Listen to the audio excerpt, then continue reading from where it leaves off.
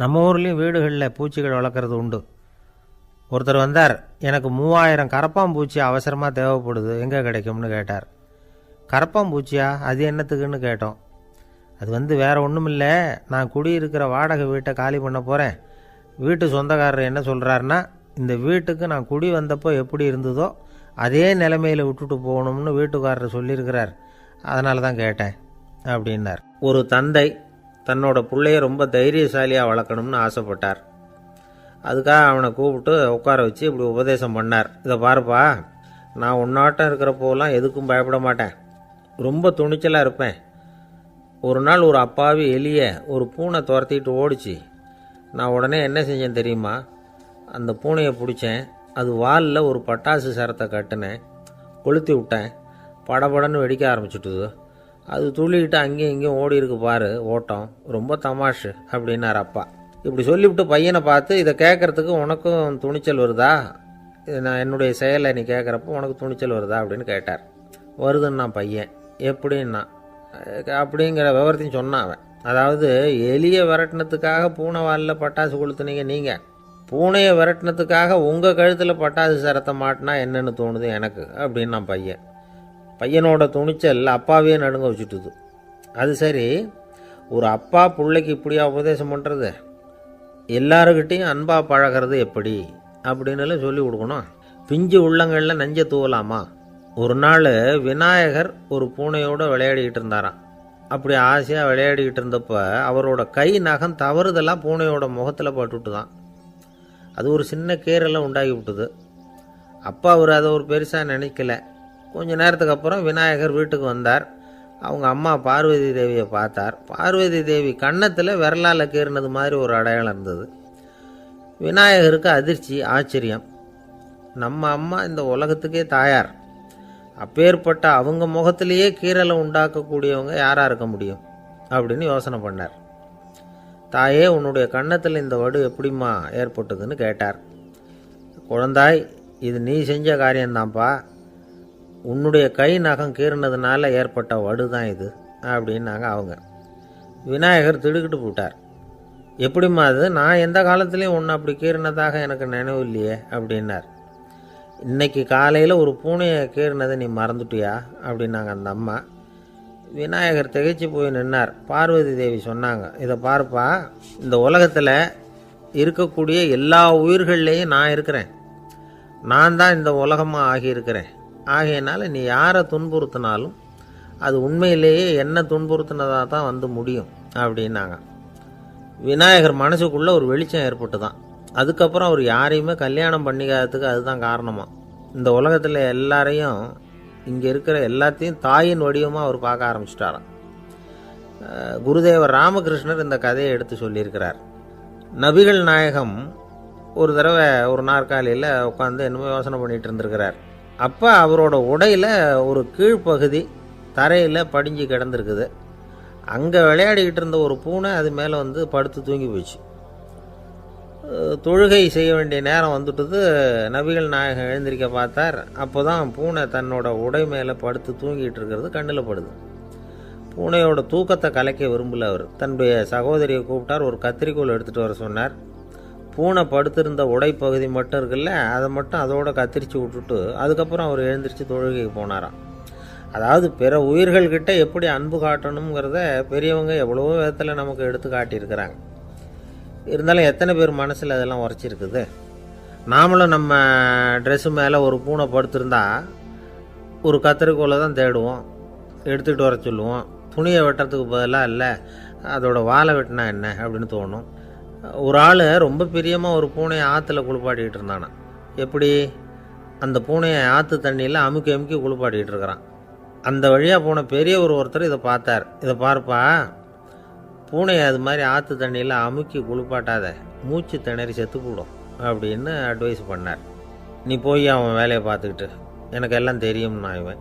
சரின்னு அவர் போயிட்டார். கொஞ்ச நேரம் கழித்து அவரே அந்த வழியாக திரும்பி வந்துக்கிட்டு இருந்தார். ஆற்றுல பூனையை குளிப்பாட்டிக்கிட்டு இருந்தவன் அழுதுகிட்டு உட்காந்துருக்கிறான். பக்கத்தில் அந்த பூனை செத்து கிடக்குது. இதை பார்த்தார் பெரியவர்.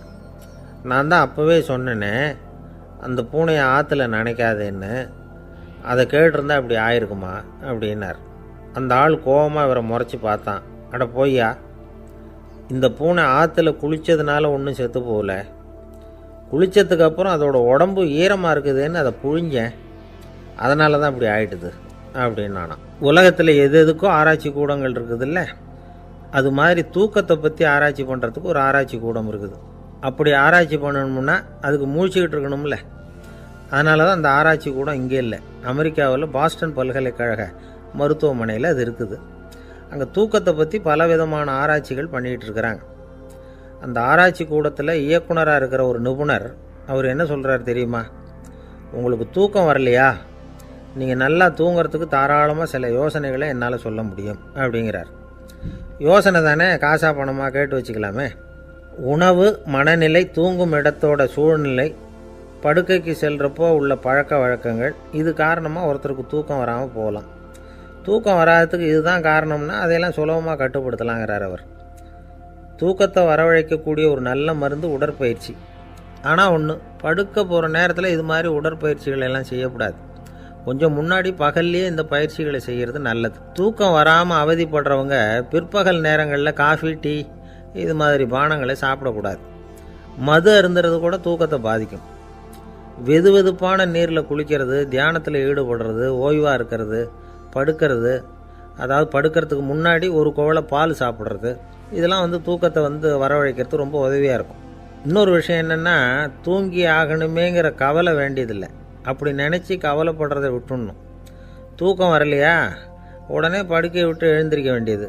வெளியில் வாங்க, வேறு ஏதாவது வேலையில் ஈடுபடுங்க, கொஞ்சம் நேரம் உலாவுங்க, அல்லது ஏதாவது ஒரு புஸ்தகத்தை எடுத்து படிங்க. களைப்பு ஏற்பட்டால் மறுபடியும் படுக்கைக்கு போங்க, தூக்கம் தானே வந்துடும்.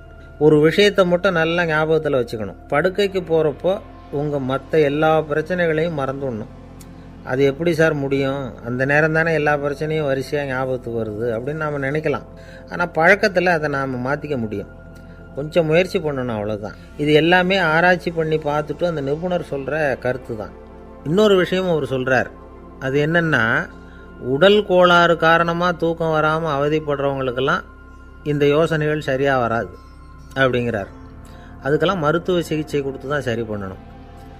சில பேருக்கு நடு ராத்திரியில் மூச்சு திணறல் ஏற்பட்டு தூக்கம் வராமல் போயிடும். ஊரெல்லாம் தூங்குறப்போ தான் மட்டும் தூங்காமல் மூழ்கிட்டு இருக்கிறது, ஊரெல்லாம் மூழ்கிட்டு இருக்கிறப்போ தான் மட்டும் தூங்குறது, இது மாதிரி கோளாறுகளால் சில பேர் பாதிக்கப்படலாம். காலு தசை முறுக்கிக்கிறதுனால சில பேருக்கு அடிக்கடி விழிப்பு வரலாம். மன அழற்சி காரணமாக சில பேருக்கு தூக்கம் வராது. இது மாதிரி கோளாறுகளுக்கெல்லாம் அதுக்கு தகுந்த மாதிரி சிகிச்சை கொடுத்து தான் சரி பண்ண வேண்டியிருக்கும். எந்த கோளாறும் இல்லாமல் தூக்கம் வரலைன்னா ஆரம்பத்தில் சொன்ன முறைகளை கடைப்பிடிச்சு பார்க்கலாம். தூக்கம் வந்ததுன்னா யோசனை சொன்ன அந்த நிபுணருக்கு நன்றி சொல்லலாம். ஒருத்தர், ஏன் சார் பஸ்ஸில் தூங்குறது கெட்ட பழக்கமானு கேட்டார். இல்லையே, நான் கூட பஸ்ஸில் போகிறப்ப தூங்கிட்டு தானே போவேன் அப்படின்னார் இன்னொருத்தர். அப்புறம் ஏன் என்ன டிரைவர் வேலை வேணாம்னு வீட்டுக்கு அனுப்பி வச்சுட்டாங்க அப்படின்னாராம் அவர். ஒருத்தரை பார்த்து உன்னுடைய நண்பர்கள் யார் அப்படின்னு ஒரு கேள்வி கேட்டு பாருங்கள். கொஞ்சம் யோசித்து பதில் சொல்லுவாங்க. அவங்கக்கிட்டேயே உன்னுடைய எதிரிகள் யார் அப்படின்னு கேளுங்க, கடகடன்னு ஒப்பிச்சிருவாங்க. நம்ம மனசு இருக்க, அது எப்படின்னா, நம்ம நண்பர்களை விட எதிரிகளை அது நல்லா ஞாபகத்தில் வச்சுக்கும். இது ஒரு ஆச்சரியமான உண்மை. உங்களால் நண்பர்களை மறந்துட முடியும், ஆனால் எதிரிகளை மறந்துட முடியாது. இது ஒரு வேடிக்கையான நிலைமை தான். அழகான தருணங்களை நாம் ஏன் மறந்துடுறோம்? இது இயற்கை. ஏன்னா நம்ம மனசு மலர்களை கவனிக்கிறதில்ல, அதில் இருக்கிற முள்ளை தான் கவனிக்குது. தன்னை காயப்படுத்துகிற எதையும் அது உடனே கண்டுகொள்ளுது. ஒரு தெளிந்த சிந்தனை உடைய மனசு மிக அழகாக உள்ள எல்லாத்தையும் கவனிக்கும். அது நன்றியுடன் உணரக்கூடிய எல்லாத்தையும் பார்த்து குறிச்சிக்கும். இப்படிப்பட்டவங்க வாழ்க்கை இயல்பாகவே நல்லா அமையும். அது ரொம்ப அபூர்வம். மனசில் உள்ள ஒரு சிறிய அமைப்பை மாற்றுவதை பொறுத்து தான் இந்த விஷயம் அப்படிங்கிறார் ஓஷோ. ஒரு யூத கோவில் இருந்து தான், அது யூதர்களின் மடமாகவும் இருந்தது. அங்கே ஒரு தலைமை குரு, அவர் ரொம்ப கண்டிப்பானவர். அந்த கோவிலை ஒட்டி ஒரு தோட்டம். ஒரு நாள் காலையில் அந்த தோட்டத்தில் 2 இளம் யூதர்கள் நடந்து போய்கிட்டு இருக்கிறாங்க. காலையில் 1 மணி நேரம், மாலையில் 1 மணி நேரம் அவங்க அந்த தோட்டத்தில் நடக்கிறதுக்கு அனுமதி உண்டு. மற்ற நேரங்களில் அவங்க மத புத்தகங்களை படிக்கணும், பிற விதிமுறைகளை கடைபிடிக்கணும். அந்த 2 பேருமே தொடர்ந்து புகைப்பிடிக்கிற பழக்கம் உள்ளவங்க. ஆனால் கோவில் மடத்தில் இருக்கிறப்போ அவங்க புகைப்பிடிக்க முடியாது, அது கடுமையான குற்றம். சரி, நாம் தோட்டத்தில் இருக்கிறப்போவாவது புகைப்பிடிக்கலாமா அப்படின்னு ஒரு ஆசை அவங்க 2 பேருக்குமே. இருந்தாலும் பயம். இப்படி கேட்டால் மதகுரு என்ன சொல்லுவாரோ அல்லது என்ன செய்வாரோங்கிற பயம். இப்படியே கொஞ்ச நாள் ஆச்சு. ஒரு நாள் இந்த 2 பேரில் ஒருத்தன் ரொம்ப கலங்கி போய் அந்த கோவிலிருந்து வெளியில் வந்துக்கிட்டு இருந்தான். வந்தவன் நேராக தோட்டத்து பக்கம் போனான். அங்கே இன்னொருத்தன் ஆனந்தமாக புகை பிடிச்சிக்கிட்டு இருக்கிறான். அதை பார்த்து தான் இவனுக்கு அதிர்ச்சி. அட கடவுளே, என்ன இது, நீ கேட்காமலே ஆரம்பிச்சிட்டியா அப்படின்னா. இல்லை இல்லை, நான் கேட்டுவிட்டு தான் ஆரம்பிச்சிருக்கேன்னா அவன். அப்படியா, என்ன மனுஷன் இவர், நானும் தான் கேட்டேன், என்ன கண்ணாமுன்னான்னு திட்டிவிட்டார். இது என்ன கோவிலா இல்லை நரகமா? உனக்கு புகை பிடிக்கணும்னு ஆசையாக இருந்தால் நரகத்துக்கு போகணும்னு சொல்லிவிட்டார். அது சரி, உன்னை மட்டும் எப்படி அனுமதிச்சார் அப்படின்னு கேட்டான் இவன். அவன் சிரிச்சுக்கிட்டே, நீ எப்படி கேட்ட சொல்லு அப்படின்னா. நாம் இந்த தோட்டத்துக்கு வர அனுமதிக்கப்பட்டிருக்கிறதே ஜபத்துக்காகத்தானே, அதனால் நான் ஜபம் சொல்லும் பொழுது புகை பிடிக்கலாமா அப்படின்னு கேட்டேன்.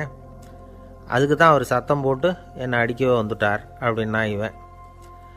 நீ ஒரு மாதிரியாக கேட்டிருக்க, நான் வேறு மாதிரியாக கேட்டிருக்கிறேன். ஜெபம் சொல்லும்போது புகை பிடிக்கலாமான்னு நீ கேட்டிருக்க. ஐயா, புகை பிடிக்கும் பொழுது ஜபிக்கலாமா அப்படின்னு நான் கேட்டேன். அதில் தப்பு ஒன்றும் இல்லை அப்படின்னு பதில் சொல்லிட்டார் அப்படின்னா. ஒரு சிறிய மாற்றம்தான் அது மிகப்பெரிய மாறுதலை ஏற்படுத்தி விட்டது. மனசு நல்ல விதமாக சிந்திக்க ஆரம்பிச்சுட்டுதுன்னா மகிழ்ச்சிக்கு பஞ்சம் இல்லை. ஒரு கஞ்சன் ஆற்றுல விழுந்துட்டான். வெள்ளத்தில் தத்தளிச்சிக்கிட்டு இருக்கிறான். கரையில் நின்ன ஒருத்தர், உன் கையை கொண்டா இப்படி பிடிச்சி இழுத்து கரையில் சேர்த்து விடுறேன்னார். எதையும் கொடுத்து பழக்கம் இல்லாத அவன் கையையும் கொடுக்க மாட்டேன்னுட்டான். இவர் பார்த்தார். உன் கையை கொடுன்னு சொல்கிறதுக்கு பதிலாக நான் என் கையை கொடுக்குறேன் பிடிச்சிக்கோ அப்படின்னார். அவன் கப்புன்னு பிடிச்சிக்கிட்டான், இழுத்து கரையில் போட்டார். ஒரு காலத்தில் பிரஷ்யா அப்படின்னு ஒரு தேசம் இருந்தது. இப்போ ஜெர்மனி இருக்குல்ல, இதோட பெரும்பகுதி ஒரு காலத்தில் பிரஷ்யாங்கிற பேரில் இருந்தது. அப்போ அதுக்கு அரசராக இருந்தவர் மகா ஃப்ரெடரிக், அதாவது ஃப்ரெடரிக் தி கிரேட் அப்படின்னு சொல்லுவாங்க. அந்த ராஜாவுக்கு ஒரு சந்தேகம். நாம் பல வகையான வரிகளை விதித்து வசூல் பண்ணுறோம், அப்படி பண்ணி வருமானம் குறைஞ்சிக்கிட்டே போகுதே, இதுக்கு என்ன காரணமாக இருக்கும்? இதுதான் அவருக்கு ஏற்பட்ட சந்தேகம். ஒரு சமயம் அந்த அரசர் தம்முடைய அமைச்சர்களையும் பிரபுக்களையும் தளபதிகளையும் கூப்பிட்டு ஒரு விருந்து வச்சார். விருந்து முடிஞ்சதும் அவங்கள பார்த்து இந்த சந்தேகத்தை கேட்டார். வரிகள் அதிகமாக விதித்து வருமானம் குறையறதுக்கு என்ன காரணம் அப்படின்னு கேட்டார். பல பேருக்கு இதுக்கு சரியாக பதில் சொல்ல தெரியல.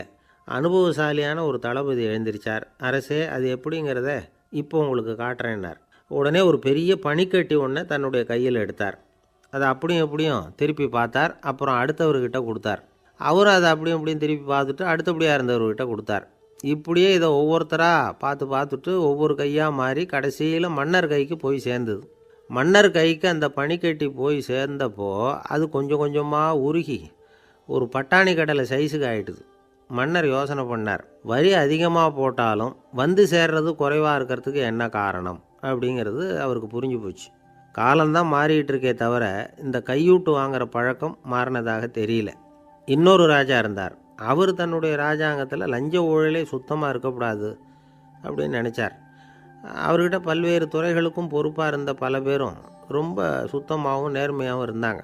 ஒரே ஒருத்தர் மட்டும் எல்லார்கிட்டையும் லஞ்சம் வாங்கிட்டே இருந்தார். அவரை வேறு வேறு துறைகளுக்கு மாற்றி பார்த்தாரு. அந்த ராஜா என்னென்னமோ பண்ணி பார்க்குறாரு. எந்த வேலையை கொடுத்தாலும் அதுலேயும் லஞ்சம் வாங்கிறதுக்கு ஒரு வழியை உண்டு பண்ணிக்குவார் அந்த ஆள். ராஜாவுக்கு இது ஒரு பெரிய தலைவலியாக போட்டுது. இவர் என்ன பண்ணுறது, இவருக்கு என்ன வேலையை கொடுக்கறது, கொஞ்சம் கூட லஞ்சம் வாங்கிறதுக்கு சான்ஸே இல்லாத ஒரு வேலையை கொடுக்கணும் அப்படின்னு திட்டம் போட்டார்.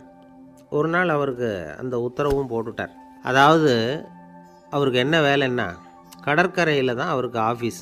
அங்கேயே இருந்துக்க வேண்டியது. தினமும் எத்தனை கடல் அலை கரையில் வந்து மோதுது அப்படிங்கிறத கணக்கெடுத்து ராஜாவுக்கு தெரிவிக்க வேண்டியது. இதுதான் அவருக்கு வேலை. பேசாமல் அலையை எண்ணிட்டு உட்காந்துருக்கிட்டோம், அப்போவாவது அவர் லஞ்சம் வாங்குகிற சந்தர்ப்பம் இல்லாமல் போயிடும் அவருக்கு அப்படின்னு நினச்சார் ராஜா. இந்த ஆள் கடற்கரைக்கு போய் டியூட்டியில் ஜாயின் பண்ணிக்கிட்டார். ஒரே மாதத்தில் அங்கே சொந்தமாக ஒரு பிரம்மாண்டமான மாளிகை கட்டிவிட்டார். ராஜாவுக்கு இது பெரிய ஆச்சரியமாக போச்சு. அலையை என்ற வேலையில் அந்த ஆள் எப்படி பணம் சம்பாதிச்சார் அப்படின்னு விசாரித்து பார்த்தார் அக்கம் பக்கத்தில். அந்த ஆள் என்ன பண்ணியிருக்கிறாருன்னா, கடற்கரையில் போய் பொறுப்பை ஏற்றுக்கிட்ட உடனே அங்கே இருந்த மீனவர்கள்கிட்ட எல்லாம் இந்த கரையில் வந்து ஒரு நாளில் வந்து மோதுகிற அலைகள் எத்தனை அப்படின்னு கேட்டிருக்காரு. அது எப்படிங்க தெரியும்னு இருக்காங்க அவங்க. தினமும் அந்த எண்ணிக்கை தெரியணும். நம்ம ராஜாவுக்கு தினமும் அறிக்கை அனுப்பணும், டெய்லி ரிப்போர்ட்டு. தவறுனா நீங்கள் இந்த கடலில் போய் மீன் பிடிக்கிறதுக்கு ராஜாவோட அனுமதி கிடைக்காது அப்படின்ட்டுருக்காரு. உடனே மீனவர்கள்லாம் பயந்து போட்டாங்க. கடலுக்கு போகிறதுக்கு அனுமதி இல்லைன்னா பட்டினி கிடக்கிறது மாதிரி ஆகிடுமே. மெதுவாக அந்த ஆளுகிட்ட போனாங்க, காதோட காதாக சொன்னாங்க, ஐயா எங்களால் வந்து கடல் அலையை வந்து எண்ண முடியாது. தினமும் எங்களால் முடிஞ்சதை உங்களுக்கு பணமாக கொடுத்துட்றோம். நீங்கள் தான் ராஜா கிட்ட சிபாரிசு பண்ணி நாங்கள் தொடர்ந்து மீன் பிடிக்கிறதுக்கு அனுமதி வாங்கி கொடுக்கணும் அப்படின்னு வேண்டிக்கிட்டாங்க. பணம் தினமும் வந்து சேர ஆரம்பிச்சுட்டுது. பதவியில் மற்ற பதவியோட இந்த பதவி எவ்வளவோ மேல் அப்படின்னு நினச்சிட்டான் அந்த ஆள். அது மட்டும் இல்லை, தயவு பண்ணி என்னை இந்த இடத்த விட்டு மாற்றிவிடாதீங்க சார் அப்படின்னு வேற கேட்க ஆரம்பிச்சிட்டானா. எனக்கு இது மட்டும்தான் சார் தெரியும், இதை தவிர வேறு எதுவும் தெரியாது அப்படின்னு சொல்லிக்கிட்டே காலம் தள்ளுறவங்க ரொம்ப பேர். அவங்களெல்லாம் கஷ்டப்பட வேண்டியிருக்கும். ஒருத்தர் தன்னுடைய தொழிலில் ரொம்ப கெட்டிக்காரராக இருக்கலாம். அதுக்காக எப்பவும் அதே ஞாபகத்தில் இருந்துக்கிட்டு உலகியல் அறிவு இல்லாமல் இருந்துடக்கூடாது, அது ஆபத்து. இதுக்காக நம்ம தாத்தா பாட்டிலாம் ஒரு கதை சொல்லுவாங்களே, கேள்விப்பட்டிருக்கீங்களா? ஒரு சமயம் ஒரு 4 பேர் சேர்ந்து வெளியூருக்கு பிரயாணம் போனாங்களாம். அந்த 4 பேர் எப்படி தெரியுமா? ஒருத்தர் வந்து வேதாந்தி, இன்னொருத்தர் சங்கீத வித்வான், 3வது ஆள் வைத்தியர், 4வது ஆள் ஜோசியர். இவங்க 4 பேரும் நண்பர்கள். அதனால் சேர்ந்து புறப்பட்டாங்க. வழியில் ஒரு ஊரில் தங்கினாங்க. இருட்டி போச்சு. அதனால் இன்றைக்கி ராத்திரி இங்கேயே தங்கி இருந்துட்டு நாளைக்கு புறப்படலாம் அப்படின்னு தீர்மானம் பண்ணாங்க. சாப்பாட்டுக்கு என்ன பண்ணுறது? அங்கேயே கடத்தெருவுக்கு போய் சாமான்லாம் வாங்கியாந்து சமைச்சு சாப்பிட்லாம்னு முடிவு பண்ணாங்க.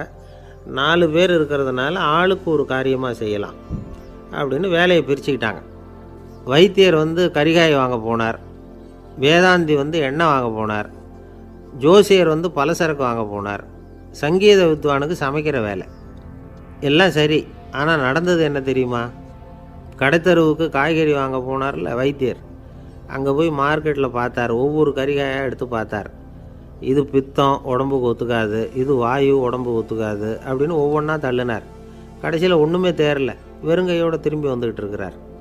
எண்ணெய் வாங்க போனார் வேதாந்தி, அவர் ஒரு தொன்னையில் எண்ணெயை வாங்கினார். பேசாமல் அதை எடுத்துகிட்டு வர வேண்டியது தானே, முடியல. அவருடைய வேதாந்த மூளை சிந்திக்க ஆரம்பிச்சுட்டுது.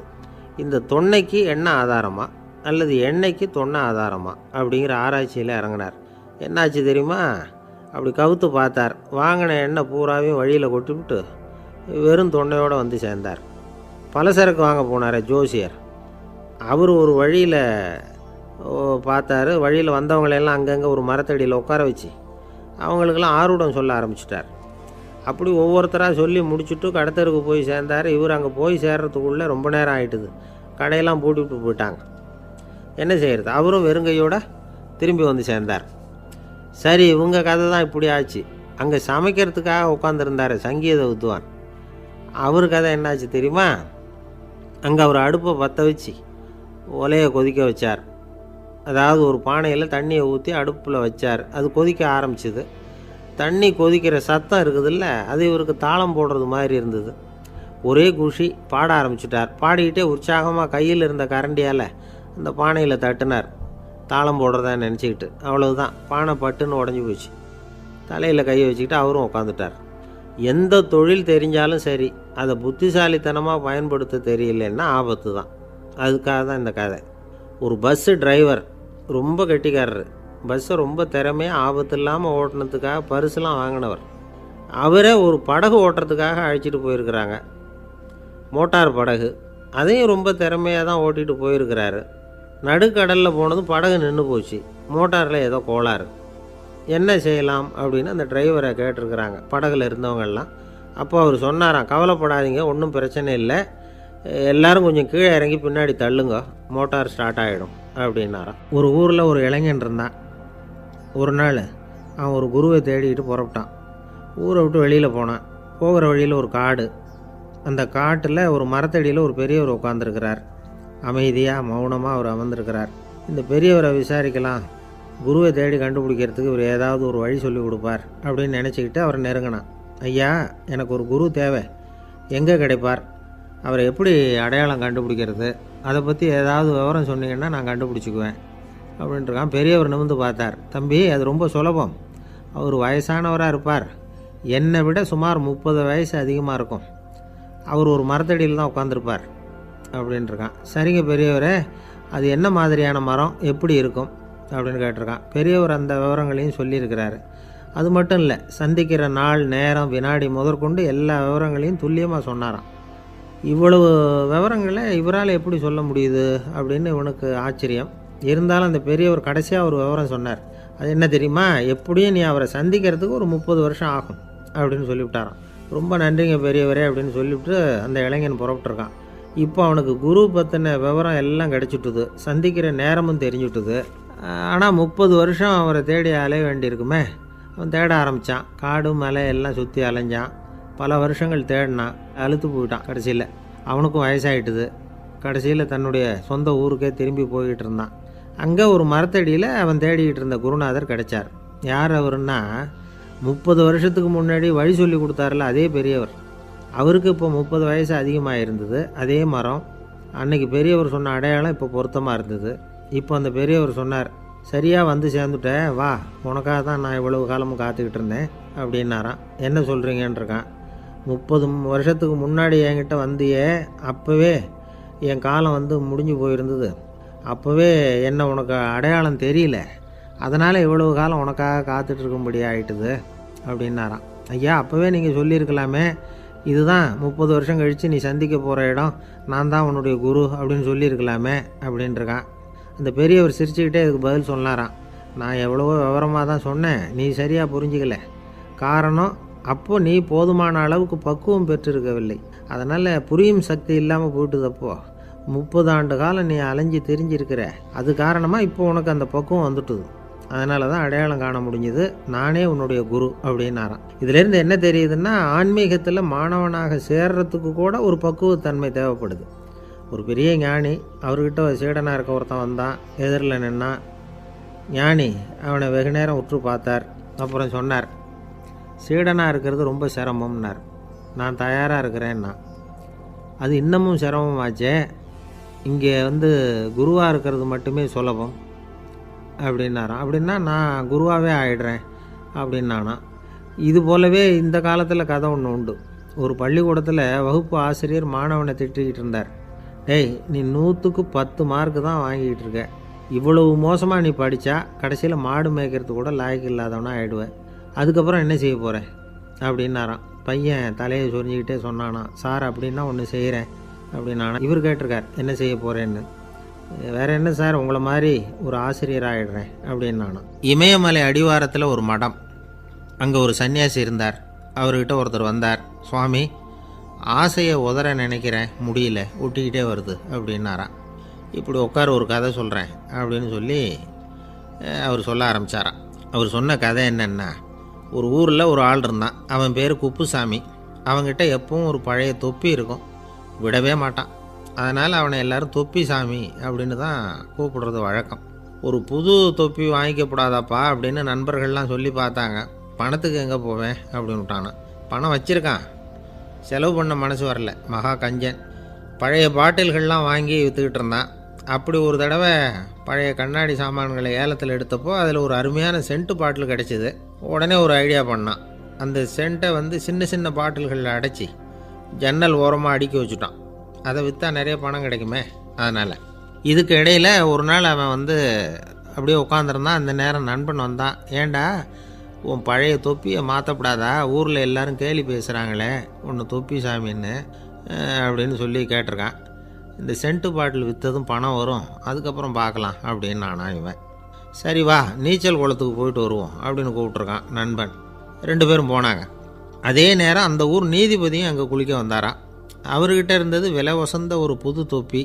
அதை அங்கே இருந்த ஸ்டாண்டில் மாட்டிவிட்டு குளிக்க போனார். இதுக்கிடையில் குப்புசாமி குளிச்சுட்டு வந்தான். அவனுடைய பழைய தொப்பியை காணலை. அந்த புது தொப்பியை பார்த்தா இது நண்பனுடைய வேலை தான் அப்படிங்கிறதாக புரிஞ்சுக்கிட்டு அதை எடுத்து மாட்டிகிட்டு வந்துட்டான். நீதிபதி குளிச்சுட்டு வந்து பார்க்குறாரு, தொப்பியை காணும்.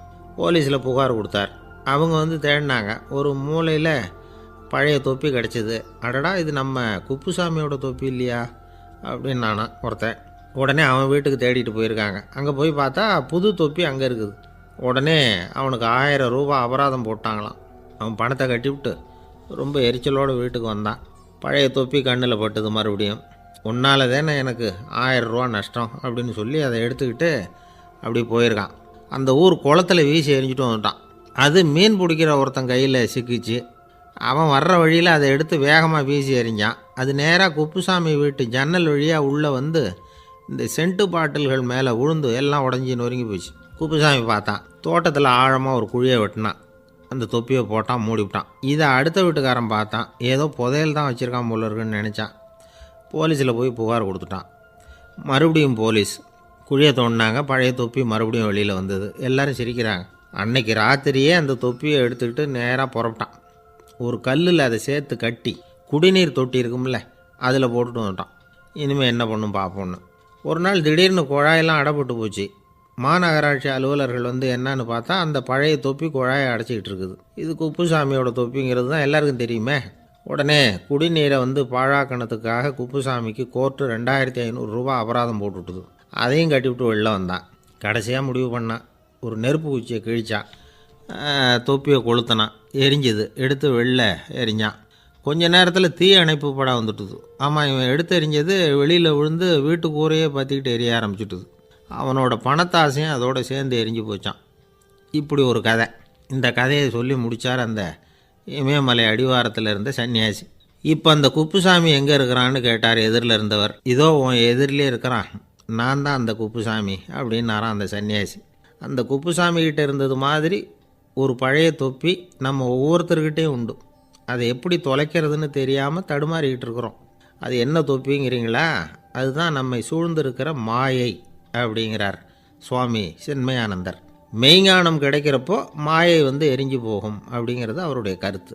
நம்மால் ஒருத்தர் வேகமாக ஓடி வந்தார். காலில் மாட்டியிருந்த பழைய செருப்பு ரெண்டையும் ஆவேசமாக தூக்கி ஒரு கிணத்துல போட்டுட்டு வெறுங்காலோடு நடந்து வந்துக்கிட்டு இருக்கிறார். ஏன் அப்படி பண்ணீங்க அப்படின்னு கேட்டோம். அந்த செருப்புக்கு சொந்தக்காரன் வந்து பின்னாடி வந்துக்கிட்டு இருக்கிறான், அதனால் அப்படி பண்ணேன் அப்படிங்கிறார் இவர். காசியில் இருக்கிற கடவுள் காசி விஸ்வநாதர், அங்கே இருக்கிற தேவி காசி விசாலாட்சி. இவங்க 2 பேரும் ஒரு நாள் பேசிக்கிட்டு இருந்தப்போ கடவுள் சொன்னார், இந்த மனிதர்களை நாம் ரொம்பவும் நம்பிக்கையோடு தான் படைச்சிருக்கிறோம். இருந்தாலும் அவங்களுக்கு தான் நம்பிக்கை இல்லை, எதுலேயும் ஒரு உண்மையான நம்பிக்கை இல்லாமல் வாழ்ந்துக்கிட்டு இருக்கிறாங்க அப்படின்னார். என்ன அப்படி சொல்கிறீங்க? அதோ பாருங்கள், எவ்வளவு பேர் காசியை தேடிட்டு வந்து கங்கையில் குளிச்சுக்கிட்டு இருக்கிறாங்க. அவங்களெலாம் நம்பிக்கை இல்லைன்னா இவ்வளவு தூரம் தேடிட்டு வந்து இங்கே குளிப்பாங்களா அப்படின்னு நாங்கள் தேவி. சரி, அதை சோதித்து பார்க்கலாம் அப்படின்னு 2 பேரும் முடிவு பண்ணிக்கிட்டாங்க. உடனே ஒரு திட்டம் போட்டாங்க. அது எப்படின்னா, நாம் 2 பேருமே பக்தர்கள் மாதிரி உருவத்தை மாற்றிக்கிட்டு கங்கை கரைக்கு போக வேண்டியது. நான் வந்து கங்கையில் இறங்கி குளிக்கிறேன். கொஞ்ச நேரத்தில் சுழலில் மாட்டிக்கிட்டது மாதிரி நடிக்கிறேன். நீ உடனே கரையிலிருந்து சத்தம் போடும், என்னோட வீட்டுக்காரரை யாராவது காப்பாற்றுங்களேன்னு சத்தம் போடும். அதோடு இன்னொன்று சொல்லு, யாராவது ஒரு புண்ணிய ஆத்மா அவர்கிட்ட போய் அவருடைய முடியை பிடிச்சி இழுக்கணும். அப்படி ஒரு சாபம் இருக்குது எங்களுக்கு. புண்ணிய ஆத்மா, அதாவது எந்த பாவமும் செய்யாத இல்லாத ஒருத்தர் தான் அவரை காப்பாற்ற முடியும். அப்படிப்பட்டவங்க யாராவது வெள்ளத்தில் குதித்து என்னுடைய கணவரை காப்பாற்றுங்கோ அப்படின்னு நீ சத்தம் போடு, கூச்சல் போடு, என்ன நடக்குதுன்னு பார்க்கலாம் அப்படின்னார் கடவுள். சரின்னு சொல்லி 2 பேருமா சாதாரண பக்தர்கள் மாதிரி கங்கை கரைக்கு வந்து சேர்ந்தாங்க. அவர் இறங்கி குளித்தார். திட்டம் போட்டது மாதிரியே சுழலில் மாட்டிக்கிட்டது மாதிரி கத்துனார். கரையில் இருந்த அந்த அம்மா, ஐயோ என் கணவரை காப்பாற்றுங்களேன், யாராவது காப்பாற்றுங்களேன்னு கத்துனாங்க. பல பேர் ஓடி வந்தாங்க. உடனே இவங்க, பாவம் இல்லாத புண்ணிய ஆத்மா ஒருத்தரால் தான் என்னுடைய கணவர் காப்பாற்றப்படணுங்கிறது விதி, அப்படி ஒரு சாபம் இருக்குது, அதனால் புண்ணிய ஆத்மா யாராவது அவர்கிட்ட போய் அவர் முடியை பிடிச்சி தூக்குனா அவரை காப்பாற்றி போடலாம் அப்படின்னாங்க. இவங்க இப்படி சொன்னதும் எல்லாரும் திகைச்சு போய் நின்றுட்டாங்க. ஒவ்வொருத்தருக்கும் அவங்க செஞ்ச பாவம்லாம் ஒவ்வொன்றா ஞாபகத்துக்கு வர ஆரம்பிச்சுட்டுது. சரி, இதுக்கு நாம லாயக்கு இல்லை அப்படின்னு சொல்லி ஒதுங்கி போக ஆரம்பிச்சிட்டாங்க எல்லாம். இந்த சமயத்தில் யாரோ ஒருத்தர் வேகமாக ஓடி வந்தார். ஆற்றுல குதிச்சார். அவர்கிட்ட போனார், முடியை பிடிச்சார், தூக்குனார், அவரை காப்பாற்றி கரைக்கு கொண்டுட்டு வந்துட்டார். அப்படி காப்பாற்றின அந்த ஆளை இவங்க 2 பேரும் தனியாக கூப்பிட்டுக்கிட்டு ஒரு மண்டபத்துக்கு வந்துட்டாங்க. வந்து விசாரிக்கிறாங்க. நீ யாரப்பா அப்படின்னு கேட்குறாங்க. ஏதும் தெரியாத மாதிரி. நான் இந்த ஊர் அன்ன சத்திரத்தில் வேலை செய்கிற ஒரு சமையல்காரன் அப்படிங்கிறார். நீ வந்து கங்கையில் குளிக்கிறது உண்டான்னு கேட்டிருக்காங்க. நான் இந்த ஊர்லேயே தான் இருக்கிறேன், இருந்தாலும் தினமும் கங்கையில் குளிக்கிறது இல்லை, எப்பாவது ஒரு நாள் அங்கே குளிப்பேன் அப்படின்னார். கங்கையில் மூழ்கி எழுந்திரிச்சா பாவம்லாம் தொலையும்னு சொல்கிறாங்க. அப்படி இருக்கிறப்போ அங்கே இன்றைக்கி கங்கையில் குளிச்சுக்கிட்டு இருக்கிறவங்கெல்லாம் தங்களை வந்து புண்ணிய ஆத்மாவா நினைக்கல. கங்கையில் குளிக்காத நீ உன்னை வந்து புண்ணிய ஆத்மாவா நினச்சி என்னை காப்பாற்ற வந்திருக்கிற, அது எப்படி அப்படின்னு கேட்டார். அதுக்கு அந்த ஆள் சொல்கிறான், கங்கையில் குதிச்சதுக்கு அப்புறம் தானே உங்களை காப்பாற்ற போகிறோம். அப்படி குதிக்கும் பொழுது என்னுடைய பாவம்லாம் போயிருக்கும்ல, நான் புண்ணிய ஆத்மாவாக ஆயிருப்பேனே, அதனால தான் துணிஞ்சு வந்து உங்களை காப்பாற்றினேன் அப்படின்னா. கடவுளும் தேவியும் அவனுக்கு வந்து காட்சி கொடுத்தாங்களாம். இப்படி ஒரு கதை உண்டு. அதாவது கங்கையில் குளிச்சுக்கிட்டு இருக்கிறவங்களுக்கே தங்களுடைய பாவம் போகுங்கிற நம்பிக்கை பரிபூர்ணமாக இல்லை, குளிக்காத ஒருத்தனுக்கு அந்த நம்பிக்கை இருந்தது. அதனால் அவனால் கடவுளை பார்க்க முடிஞ்சது. கடவுளை வந்து நாமளும் பார்க்க முடியுமா முடியாதா அப்படிங்கிற குழப்பம்லாம் நமக்கு வேண்டியதில்லை. நம்பிக்கையோடு வாழணுங்கிற உண்மையை மட்டும் இந்த கதையிலேருந்து புரிஞ்சுக்கிட்டா போதும். ஏன்னா இந்த கதையை கேட்டுட்டு ஒரு நண்பன் குதர்க்கமாக ஒரு கேள்வி கேட்டான். ஏன் சார், கங்கையில் குளித்தா பாவம் போடும்னு சொல்கிறீங்களே, நான் எனக்கு வேண்டாத ஒருத்தனை அழைச்சிட்டு போய் கங்கையிலேயே தள்ளி விட்டுட்டு அதுக்கப்புறம் அங்கேயே முழுக்க போட்டுட்டு நான் செஞ்ச பாவத்தை வந்து அதுலேயே கழுவி விட்டுட்டு மறுபடியும் உங்ககிட்ட வந்துடுறேன்னு வச்சுக்கோங்க, நீங்கள் என்னை வந்து புண்ணிய ஆத்மான்னு ஏற்றுக்குவீங்களா அப்படிங்கிறான். ஆள் கொஞ்சம் ஆசைந்தான், நம்மளே அங்கே அழைச்சிட்டு போனாலும் போயிடுவான். வாழ்க்கையில் சில சந்தர்ப்பங்களில் நாம் வந்து சில அவமானங்களை சந்திச்சே தீர வேண்டியிருக்கு. என்ன பண்ணுறது, காலம் அப்படி. அவமானப்படுறவங்க உடனே அடங்கி போயிடுறது தான் உலக வழக்கம். அவமானப்பட்டால் உடனே சீறி எழறவங்களும் உண்டு. ஆனால் அதையே ஒரு சவாலாக எடுத்துக்கிட்டு முன்னுக்கு வர்றவங்களும் சில பேர் இருக்கிறாங்க. அவங்க ரொம்ப அபூர்வம். இன்றைக்கி மனோதத்துவ நிபுணர்கள்லாம் என்ன சொல்கிறாங்க தெரியுமா, அவமானப்பட்டுட்டா உடனே அடங்கி போயிடக்கூடாதான், அதையே ஒரு சவாலாக எடுத்துக்கிட்டு மனசில் ஒரு வைராக்கியத்தோடு முயற்சி பண்ணினா வாழ்க்கையில் எல்லாரும் முன்னேறலாமா. அவமானங்கிறத நாம் வந்து வைராக்கியமாக மாற்றிக்கணும், அதுதான் வெற்றிக்கு வழி. ராமர் வந்து இந்த பூமியில் பிறந்ததே ஒரு வைராக்கியத்தினால தான் சார் அப்படின்னார் ஒருத்தர். எப்படிங்க அது அப்படின்னு கேட்டேன். அவர் சொன்னார், தசரதருக்கு ராமர் வந்து குழந்தையாக வந்து பிறக்கணும், அப்போ தான் இங்கே இருக்கிற கஷ்டங்கள்லாம் நீங்கும் அப்படின்னு சர்வ லோகமும் எதிர்பார்த்துக்கிட்டு இருக்குது. ஆனால் அவர் எப்போ வந்து பிறப்பார் அப்படின்னு யாருக்கும் தெரியல. அந்த காரியம் சீக்கிரம் நடக்கணுமே, அதுக்கு என்ன பண்ணுறது. நாரதர் வந்தார் ஒரு நாள் தசரதரை தேடி. தசரதா, உனக்கு ஒரு செய்தி தெரியுமான்னு ஆரம்பித்தார். அவர் எப்பவும் இப்படித்தானே ஆரம்பிக்கிறது வழக்கம். என்ன விஷயம்னு கேட்டார் தசரதர். தசரதா, நீ அடிக்கடி உன்னோட தேரில் ஏறிக்கிட்டு தேவலோகத்துக்கு போகிற, அங்கே போகிற வர்ற எல்லாம் பண்ணிகிட்ருக்க, எல்லாம் சரி. தேவலோகத்துலேயும் உன்னை நல்லபடியாக தான் வரவேற்கிறாங்க. தேவேந்திரன் உன்னை பிரியமாக அழைச்சிட்டு போய் தன்னுடைய அரியாசனத்திலேயே தனக்கு பக்கத்திலேயே உட்கார வைக்கிறான். நீயும் சந்தோஷமாக உட்காந்து பேசிவிட்டு வந்துடுற. ஆனால் நீ இங்கே வந்ததுக்கு அப்புறம் அங்கே என்ன நடக்குது தெரியுமா உனக்கு அப்படின்னாரான் நாரதர். என்ன நடக்குது எனக்கு ஒன்றும் தெரியலையே அப்படின்னாரான் தசரதர். நாரதர்கிட்ட வந்து கிட்டத்தில் வந்து கேட்டிருக்கார், கொஞ்சம் சொல்லுங்கள் என்னது அப்படின்னு. அவர் நெருங்கி வந்தாரான் நாரதரும். மெதுவாக அவர் காதோட காதாக சொன்னாராம். அதாவது நம்ம பாஷையில் சொல்லப்போனால் பற்ற வைக்கிறார். நீ அங்கே தேவேந்திரங்கிட்ட உட்காந்து பேசிவிட்டு வந்த பிறகு நீ அங்கே உட்காந்துருந்த அரியாசனத்தை தண்ணி ஊற்றி கழுவி சுத்தப்படுத்துகிறாங்க. நீ என்ன அந்த அளவுக்கு சுத்தம் இல்லாத ஆளா, தினம் குளிக்காமையாக இருக்கிற அப்படின்னாராம். தசரதருக்கு இது ரொம்ப அவமானமாக போயிட்டுது. அப்படியே செய்கிறாங்க அப்படின்னாராம். ஆமாம், நீ வேணும்னா நான் சொல்கிறது உண்மையா இல்லையா அப்படின்னு சோதனை பண்ணி பார்த்துக்கோ அப்படின்னாரான் நாரதர். உடனே தசரதர் இதுக்காகவே புறப்பட்டு தேவலோகம் போனார். அங்கே வழக்கம் போலவே இவரை கூப்பிட்டு உட்கார வச்சு பேசிக்கிட்டு இருந்தான் தேவேந்திரன். கொஞ்ச நேரம் பேசிக்கிட்டு இருந்துட்டு சரி நான் கிளம்புறேன்னு புறப்பட்டார். சரி, அவனும் வாசல் வரைக்கும் வந்து வழி அனுப்பி வச்சுட்டு உள்ளே போயிட்டான். தசரதர் வெளியில் கொஞ்சம் நேரம் மறைஞ்சி இருந்துட்டு மெதுவாக உள்ளே எட்டி பார்த்தார் என்ன நடக்குதுன்னு. நாரதர் சொன்னது உண்மைதான். தசரதர் உட்காந்துருந்த ஆசனத்தை அங்கே 2 தேவர்கள் கழுவி சுத்தப்படுத்திக்கிட்டு இருக்கிறாங்க. தசரதரால் இதை தாங்கிக்க முடியல. அவருக்கு ரொம்ப அவமானமாக போச்சு. நேராக கிடுகிடுன்னு தேவேந்திரங்கிட்டே போனார். நான் உட்காந்துருந்த இருக்கையே சுத்தம் பண்ணுறியே, நான் என்ன அந்த அளவுக்கு பாவியா அப்படின்னு கேட்டார். ரொம்ப கோபமாக கேட்டார்.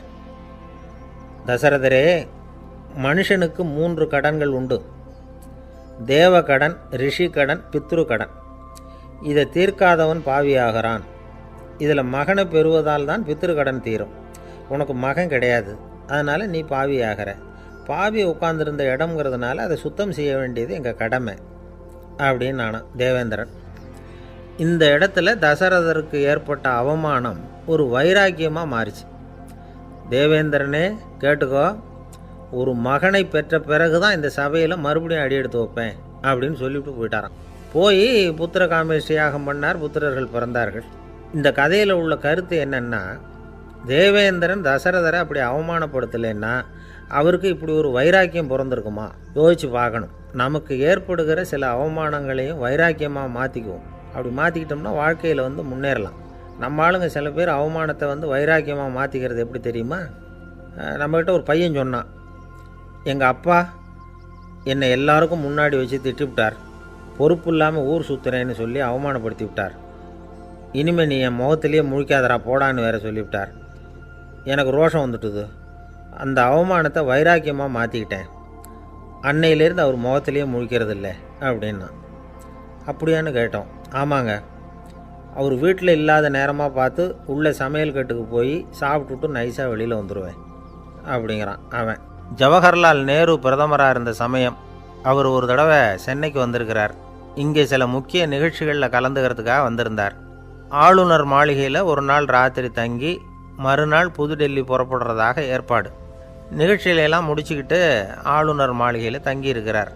அன்றைக்கு இரவு படிக்கிறதுக்கு ஒரு முக்கியமான புத்தகம் அவருக்கு தேவைப்பட்டது.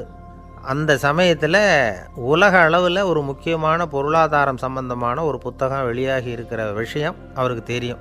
அந்த புத்தகம் மெட்ராஸுக்கு வந்திருக்குமா, அது இங்கே கிடைக்குமா அப்படின்னு விசாரிச்சிருக்கிறார் நேருஜி. அவர் இப்படி கேட்ட உடனே அங்கே இருந்தவங்கெல்லாம் ரொம்ப பரபரப்பாக செயல்பட ஆரம்பிச்சுட்டாங்க. முக்கியமான இடங்கள்ல எல்லாம் விசாரிச்சிருக்கிறாங்க அந்த புத்தகம் உங்ககிட்ட இருக்கான்னு. சென்னையில் உள்ள கன்னிமாரா நூல் நிலையத்துக்கு எப்படியும் அந்த புத்தகம் வந்திருக்கணும் அப்படின்னு ஒரு நம்பிக்கை. அங்கே விசாரித்தாங்க. அந்த புத்தகம் 2 நாளைக்கு முன்னாடி தான் அங்கே வந்திருக்குது அப்படிங்கிற விஷயம் தெரிஞ்சுது. உடனே எல்லோரும் அங்கே ஓடினாங்க. அவங்களுக்கு இன்னொரு சந்தேகம், புத்தகம் வந்திருக்கு சரி, அது இந்த சமயத்தில் வேறு யாரும் படிக்கிறதுக்கு எடுத்துகிட்டு போயிருக்கக்கூடாதே அப்படிங்கிற சந்தேகம் இருந்தாலும் மனசுக்குள்ளே ஒரு தைரியம். இப்படி ஒரு புத்தகம் வெளிவந்திருக்கிற விஷயமே நேருஜி சொல்லி தான் நமக்கே தெரியும். அதுவும் இல்லாமல் உலக பொருளாதாரம் சம்பந்தமான ஏதோ ஒரு புத்தகம் அது. அதை போய் இந்த நேரத்தில் அவ்வளவு ஆர்வமாக யார் எடுத்துகிட்டு போயிட போகிறாங்க அப்படிங்கிற தைரியம். இந்த தைரியத்தோடு அந்த நூல் நிலையத்துக்கு ஓடினாங்க. புத்தகத்தை தேடினா அது கிடைக்கல. யாரோ எடுத்துகிட்டு போயிருக்கிறாங்க. நேருவுக்கு மட்டுமே தெரிஞ்சிருந்த அந்த புத்தகம் பற்றின விஷயம் சென்னையில் வேற ஒருத்தருக்கும் தெரிஞ்சிருக்குது. உடனே எல்லாரும் பரபரப்பாக அதுக்குன்னு இருக்கிற ரிஜிஸ்டர் இருக்குல்ல, பதிவேடு, அதை புரட்டி பார்க்குறாங்க யார் எடுத்துகிட்டு போகிறாங்கன்னு தெரிஞ்சுக்கிறதுக்காக.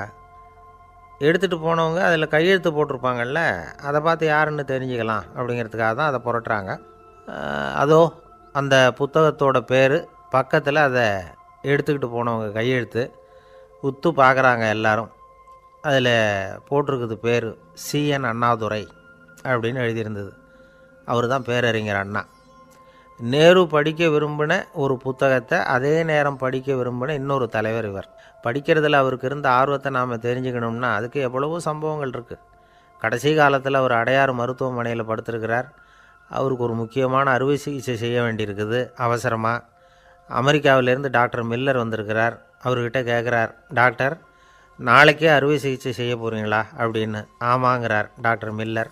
நாளைக்கு மறுநாள் செஞ்சுக்கிறேனே அப்படின்னாரான் அண்ணா. ஏன் ஏதாவது நாள் பார்க்குறீங்களான்னு கேட்டிருக்கார். இல்லை, ஒரு புத்தகத்தை படிச்சுக்கிட்டு இருக்கிறேன், அதை நாளைக்குள்ளே முடிச்சிருவேன், அதுக்கப்புறம் நான் இறந்தாலும் கவலை இல்லை அப்படின்னாரான் இவர். அவர் தான் அறிஞர் அண்ணா. சங்ககால நூல்கள்லேருந்து சமீபத்தில் வந்த நூல்கள் வரைக்கும் எல்லாம் அவர் படிச்சிருக்கிறார். ஒரு திருமண விழாவில் அவர் பேசும்பொழுது சொன்ன விஷயம் இது. சங்க காலத்தில் காதலியை மணக்க விரும்புகிறவனுக்கு அவனுடைய தந்தை வீர சோதனைகள்லாம் வைப்பார். போய் புலிப்பல் கொண்டுக்கிட்டு வா, அப்போ தான் என் பொண்ணை கொடுப்பேன் அப்படின்னு சொல்லுவார். காதலன் உடனே காட்டுக்கு போவான், ஒரு புலியை கொன்று அதனுடைய பல்லை கொண்டுக்கிட்டு வருவான். அதை வீர பதக்கத்தில் பதித்து அவனுக்கு மாமனார் சூட்டுவார் கல்யாண சமயத்தில். இப்போலாம் காதலன் கிட்ட அப்படி சொல்ல முடியாது. இப்போலாம் காதலன்கிட்ட காட்டுக்கு போய் புலிப்பல் கொண்டுக்கிட்டு வான்னு யாராவது சொன்னால் புலி தான் மாப்பிள்ளையாக வந்து சேரும் அப்படின்னார். ஒரு கடைக்கு போனேன். 5 ரூபா பணத்தை எடுத்து கொடுத்தேன். ஒரு தினசரி பத்திரிகையை கேட்டேன். அவர் உடனே அங்கே அடுக்கி வச்சுருந்த பத்திரிகையில் ஒன்று எடுத்து என் கையில் கொடுத்தார். வாங்கிக்கிட்டேன். மீதி பணத்தை எடுத்தார். அதையும் என் கையில் கொடுக்கணும்ல, கொடுக்கல. எதிரில் இருந்த பலகையில் வச்சு எடுத்துக்க சொன்னார். எப்போவும் அவர் அப்படி தான் பண்ணுவார். நானும் எடுத்துக்கிட்டு வந்துடுவேன்.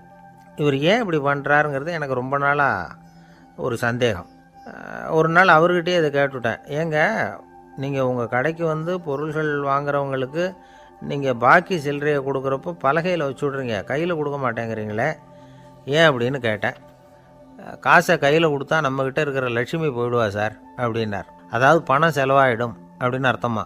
இன்னொரு நண்பர், அவர் ஒரு நாள் வழக்கத்துக்கு மாறாக ரொம்ப சோகமாக உட்காந்துருக்கிறார். ஏங்க என்னாச்சு, ஏன் இப்படி கப்பலே கவிழ்ந்தது மாதிரி உட்காந்துருக்குறீங்க அப்படின்னு கேட்டேன். கப்பலே கவிழ்ந்திருந்தா கூட நான் இப்படி கவலைப்பட மாட்டேன் சார், வேற ஒன்று நடந்து போச்சுன்னார். என்னன்னு கேட்டேன். என் உச்சந்தலையில் பல்லி ஒன்று விழுந்துட்டுதுன்னார். அதுக்காகவா இப்படி அப்படின்னு ஆச்சரியப்பட்டேன். ஆமாங்க, பல்லி உச்சந்தலையில் விழுந்தால் பலன் என்னன்னு பஞ்சாங்கத்தில் பார்த்தேன், மரணம்னு போட்டிருக்கு அப்படின்னு சொல்லிவிட்டு அவர் தொடர்ந்து கவலைப்பட ஆரம்பிச்சிட்டார். இப்படியும் ஒருத்தர், என் கூட வேலை பார்க்குற ஒருத்தர் எப்படி தெரியுமா, தினமும் வலது காலை வச்சு தான் ஆஃபீஸுக்கு உள்ளே நுழைவார். என்னைக்காவது தவறுதலாக இடது காலை வச்சு உள்ளே வந்துட்டார்னா அன்னைக்கு பூரா மனசு சங்கடப்படுவார். எந்த வேலையும் சரியாக ஓடாது. கேரம் போர்டு ஆடுற ஒருத்தர் எப்போ ஆட உட்காந்தாலும் ஸ்ட்ரைக்கரை கை தவறி கீழே விழுற மாதிரி பண்ணி அதுக்கப்புறம் அதை எடுத்துக்கிட்டு ஆட உட்காருவார். ஏன்னா எப்போவோ ஒரு தடவை நிஜமாகவே அது வந்து கை தவறி கீழே விழுந்திருக்குது. அன்னைக்கு பிரமாதமாக ஜெயிச்சுட்டார். உடனே ஒரு முடிவுக்கு வந்துட்டார், கை தவறுனா லாபம் அப்படின்னு. அதுக்கப்புறம் அதையே பழக்கமாக்கிக்கிட்டார். பூனை குறுக்க போனால் சகனம் சரியில்லைன்னு நினைக்கிறவங்க உண்டு. ஆனால் ஒருத்தர் எப்படி தெரியுமா, அவர் வெளியில் கிளம்புற சமயம் பக்கத்து வீட்டு ரேடியோவில் மியாவ் மியாவ் பூனை குட்டின்னு பாட்டு சத்தம் கேட்டால் கூட போதும், சகனம் சரியில்லைன்னு பிரயாணத்தை கேன்சல் பண்ணிவிடுவார். இப்போ இவ்வளவும் எதுக்கு சொல்கிறோம்னா, அளவுக்கு மீறின சகுன நம்பிக்கைகள் இருக்குது பாருங்கள், இதோட பயமும் சேர்ந்துக்கிட்டதுன்னு வச்சுக்கோங்க, இது ஒருத்தருடைய மனநிலையை பாதிச்சிடும். இது வந்து உளவியல் நிபுணர்கள் சொல்கிற கருத்து. வாழ்க்கையே தடுமாற வச்சிரும். பாதுகாப்பு இல்லாத உணர்வு, ஒரு விதமான டிப்ரெஷன் மனநிலை, இதெல்லாம் தான் இதுக்கு காரணமாக அமையலாம். சில பேர் காய்கறி நறுக்க கத்தியை கையில் எடுத்தால் கூட நேரம் சரியாக இருக்கா அப்படின்னு பார்த்துட்டு தான் வேலையை ஆரம்பிக்கிறது வழக்கம். அறிவு தான் மனசுக்கு வாத்தியாராக இருக்கணும். அப்போ தான் வாழ்க்கை வந்து நிம்மதியாக இருக்கும். அறிவு வந்து மனசு சொல்கிறபடியெல்லாம் கேட்க ஆரம்பிச்சுட்டுதுன்னா இடைஞ்சல் தான். ஒருத்தருக்கு 7ஆம் நம்பர் தான் ராசியான நம்பரான். 7ஆம் தேதி தான் எந்த காரியத்தையும் ஆரம்பிப்பாராம். 7 எழுத்து வர்றது மாதிரி பேரை மாற்றி வச்சுக்கிட்டார். 7 மணிக்கு தான் தினமும் எழுந்திருப்பார். 7ஆம் நம்பர் வீட்டில் தான் குடியிருக்கார். கல்யாணம் கூட 7ஆம் தேதி தான் பண்ணிக்கிட்டார். அவர் ஒரு நாள் குதிரை பந்தயத்துக்கு போனாராம். குதிரையோட பேரையெல்லாம் பார்த்தார். ஒரு குதிரையோட பேர் 7 எழுத்தில் அமைஞ்சிருந்தது. 7 தானே இவருக்கு அதிர்ஷ்ட நம்பர். அதனால் உடனே அது பேரில் பணத்தை கட்டினார். பந்தயம் நடந்தது. என்ன சார் ஆச்சுன்னு கேட்டாங்க. நான் பணம் கட்டின அந்த என்னோட குதிரை 7ஆவதாக வந்து சேர்ந்தது சார் அப்படின்னாராம் சோகமாக. ஒரு விவசாயி விதைக்கிறதுக்காக வயல்வெளி பக்கம் போகிறார். விதைகளை அள்ளி வீசினார். அப்போ என்ன ஆச்சுன்னா, சில விதைகள் வந்து பாதை ஓரத்தில் விழுந்தது. சில விதைகள் முள் செடிகள் மண்டி இருந்த புதருக்கு இடையில் விழுந்தது. சில விதைகள் நல்ல நிலத்தில் விழுந்தது. பாதை ஓரத்தில் விழுந்த விதை என்ன ஆச்சுன்னா, அதெல்லாம் பறவைகள் கண்ணில் போட்டுவிட்டுது. உடனே வந்து உட்காந்து கொத்தி தின்னுட்டு போட்டுது. அதிகமாக மண் இல்லாத பாறை பகுதியில் விழுந்த விதையெல்லாம் லேசாக வேர் விட்டு முளைக்க ஆரம்பிச்சிது. அதுக்கப்புறம் வேர் கீழேயும் ஆழமாக போக முடியல, மேலேயும் சூரிய வெப்பம் அதிகம் தாங்க முடியல, எல்லாம் காஞ்சி கருகி போட்டுது. புதர் பகுதியில் சில விதைகள் விழுந்தது இல்லையா, முள் செடிகள் காடாக மண்டி போயிருந்தது. அதனால் முளைச்சி வர்ற செடிக்கு நெருக்கடி அதிகமாக போட்டுது. சரியாக வளர முடியல, விளைச்சலும் சரியாக இல்லை. நல்ல நிலத்தில் விழுந்த விதைகள் மட்டும் நல்லா முளைச்சிது, நல்லா வளர்ந்தது, விளைச்சலும் பிரமாதமாக இருந்தது. இந்த கதையை சொல்லிவிட்டு கேட்க செவியுள்ளோர் கேட்கட்டும் அப்படிங்கிறார் இயேசு பெருமான். ஆமாம், இயேசு கடலில் நின்ற படகு ஒன்றில் உட்காந்துருக்கிறார். கடற்கரையில் ஏராளமான மக்கள் உட்காந்துருக்கிறாங்க. அந்த சமயத்தில் தான் இயேசு வந்து ஓமைகள் மூலமாக மக்களுக்கு பல உண்மைகளை சொல்லிகிட்டு இருக்கிறார். மக்கள் அந்த கதையை கேட்டுட்டு ஒன்றும் புரியாமல் முழிக்கிறாங்க. அதை கவனித்த இயேசு அந்த ஓமையை விளக்க ஆரம்பித்தார். இதில் அந்த விதைக்கிறவர் தான் இறைவன். அவருடைய வார்த்தைகளை விதைக்கிறார். அந்த வார்த்தைகளை கேட்கிற மக்கள் அந்த விழுந்த விதைகள் மாதிரி 4 வகையானவர்கள். சில பேர் பாதை ஓரத்தில் விழுந்த விதைகள் மாதிரி. இறைவன் வார்த்தைகளை அவங்க கேட்குறாங்க, ஆனால் தீய எண்ணங்கள் செய்கைகள் மூலமாக விதைக்கப்பட்ட வார்த்தைகள் அழிஞ்சு போடுது. இறைவன் வார்த்தைகளை கேட்ட உடனே மகிழ்ந்து போய் உடனே சில பேர் அதை ஏற்றுக்கிறாங்க. இவங்கெல்லாம் அந்த பாறை பகுதியில் விழுந்த விதைகள் மாதிரி. அதனால் இவங்கெல்லாம் வேறு இல்லாதவங்க. கொஞ்ச காலத்துக்கு இறை வார்த்தைகளுக்கு கீழ்ப்படிந்து நடப்பாங்க. அதனால் ஏதாவது இடைஞ்சல் ஏற்பட்டால் உடனே தடுமாறுவாங்க. தங்கள்கிட்ட இருக்கிற நல்ல பண்புகளை விட்டுட்டு பாவ வழிகளுக்கு போயிடுவாங்க. முள் செடிகளுக்கு இடையில் விழுந்த விதைகள் மாதிரி உள்ளவங்க யாருன்னா, இவங்களுக்கு உலக கவலை உண்டு, செல்வத்தின் மீது மயக்கம் உடையவர்கள். உலக ஆசைகள் இவங்களுக்குள்ளே பூந்துடுறதுனால அங்கே இருக்கிற நல்ல பண்புகள் மறைஞ்சு போயிடுது. அதனால் அவங்களும் உபயோகம் இல்லாதவங்களாக ஆயிடுறாங்க. நல்ல மனிதர்கள் நல்ல நிலத்தில் விழுந்த விதைகளுக்கு ஒப்பானவர்கள். இவங்க இறை வார்த்தையை கேட்குறாங்க, அதை ஏற்றுக்கிறாங்க, அவங்களும் நல்லபடியாக வாழுறாங்க, அடுத்தவங்களுக்கும் உபயோகமாக இருப்பாங்க. இதுதான் இயேசு சொன்ன விளக்கம். நல்ல வார்த்தைகளை கேளுங்கள், நல்ல வார்த்தைகளை ஏற்றுக்கொள்ளுங்கள், அடுத்தவங்களுக்கு உபயோகமாக இருங்க. இதுதான் பெரியவங்கள்லாம் நமக்கு சொல்லுகிற உபதேசம். ஒரு அப்பா தன்னுடைய மகனுக்கு உபதேசம் பண்ணார். இதை பாருப்பா, நல்ல வார்த்தைகளை கேட்கணும், எப்போதுமே மகன் அப்பா பேச்சை கேட்குறது நல்லது அப்படின்னாராம். நீ ஏதாவது ஒரு தப்பு பண்ணால் என் தலையில் ஒரு முடி நரைச்சி வெள்ளையாக போடும்பா, நீ செய்கிற ஒவ்வொரு தப்புக்கும் என் தலையில் ஒவ்வொரு முடி வெள்ளையாயிடும் அப்படின்னாராம். பையன் யோசித்தான், அப்பா இப்போ தான் எனக்கு புரியுது, தாத்தாவோட தலைமுடி பூராவும் வெள்ளையாக இருக்கிறதுக்கு என்ன காரணம்ங்கிறது எனக்கு இப்போ தான் புரியுது அப்படின்னானா. ஒரு ஊரில் ஒரு ராஜா இருந்தார். அவர் ஒரு பூனை வளர்த்தார். ரொம்ப செல்லமாக அவர் அந்த பூனையை வளர்த்தார். அவர் என்ன பண்ணுவார் தெரியுமா? இரவு நேரத்தில் அந்த பூனையோட தலையில் ஒரு விளக்கை வச்சுருவார். அந்த பூனை ரொம்ப ஜாக்கிரதையாக அந்த விளக்கு கீழே விழுந்துடாமல் பார்த்துக்கும். தலையை ஆட்டாமல் ரொம்ப நிதானமாக ராஜா பின்னாடி நடந்து போய்கிட்டே இருக்கும். அந்த விளக்கு வெளிச்சத்தில் எல்லா வேலைகளையும் செஞ்சுருவார். கையில் ஒரு விளக்கை தனியாக எடுத்துகிட்டு போக வேண்டிய அவசியமே இல்லை. விளக்கை தூக்கிட்டு போகிற வேலையை அந்த பூனை பார்த்துக்கும். அதனால் ராஜாவுக்கு அந்த பூனை மேலே ரொம்ப பிரியம். மந்திரிகளையெல்லாம் கூப்பிட்டு அவங்கக்கிட்ட சொல்லுவார், பார்த்தீங்களா இந்த பூனை எவ்வளவு விசுவாசமாக நடக்குது, என் பேரில் எவ்வளவு மரியாதை பார்த்தீங்களா அதுக்கு அப்படிம்பார். இதை கேட்டுவிட்டு அங்கேருந்து அமைச்சர்களில் ஒருத்தர் சொன்னார், மன்னா நீங்கள் சொல்கிறது சரிதான், இருந்தாலும் இந்த பூனையோட விசுவாசத்தை நாம் கொஞ்சம் சோதித்து பார்க்க வேண்டியிருக்கு அப்படின்னாராம். சரி, உங்கள் ஆசையை ஏன் கெடுக்கணும், நல்லா சோதித்து பாருங்கள் அப்படின்னு சொல்லிவிட்டார் ராஜா. உடனே அந்த அமைச்சர் என்ன பண்ணார் தெரியுமா? எங்கேயோ புறப்பட்டு போனார். ஒரு 5-6 எலிகளை பிடிச்சிக்கிட்டு வந்தார். அரண்மனையில் ராஜா ஏதோ வேலை பார்த்துக்கிட்டு இருக்கிறாரு. பக்கத்தில் அந்த பூனை ரொம்ப பணிவாக நின்றுக்கிட்டு இருக்குது. அது தலையில் விளக்கு எரிஞ்சிக்கிட்டு இருக்கு. அமைச்சர் தான் பிடிச்சிக்கிட்டு வந்த எலிகளை அந்த பூனை பார்வையில் படுறது மாதிரி எதிரில் விட்டார். அந்த எலிகள்லாம் அங்கேயும் இங்கேயும் ஓட ஆரம்பிச்சிது. அதை பார்த்தது பூனை, அவ்வளவுதான். தலையில் இருக்கிற விளக்கை பற்றியும் கவலைப்படலை, ராஜாவை பற்றியும் கவலைப்படலை. ஒரே பாய்ச்சலாக பாஞ்சு எலிகளை துரத்த ஆரம்பிச்சுட்டுது. தலையில் இருந்த விளக்கு எங்கேயோ போய் விழுந்தது, அணைஞ்சு போச்சு. இருட்டில் ராஜா தடுமாற ஆரம்பிச்சுட்டார். இந்த சமயத்தில் அந்த அமைச்சர் மறுபடியும் விளக்கை ஏற்றினார். வெளிச்சம் வந்தது. அதுக்கப்புறம் அந்த அமைச்சர் பேசினார், அரசே, பூனையோட விசுவாசத்தை பார்த்தீங்களா? எலி அது கண்ணில் படுற வரைக்கும் தான் விசுவாசமாக இருந்தது.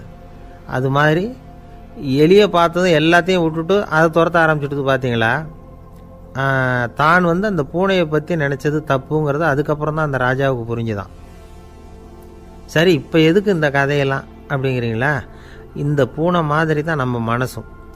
மனசை எவ்வளவு தான் பயிற்சி கொடுத்து பக்குவமாக வச்சுருந்தாலும் பார்க்குறதுக்கு பரமசாது மாதிரி தான் இருக்கும். பார்க்க வேண்டியதை பார்த்துட்டுதுன்னா பாஞ்சிரும்.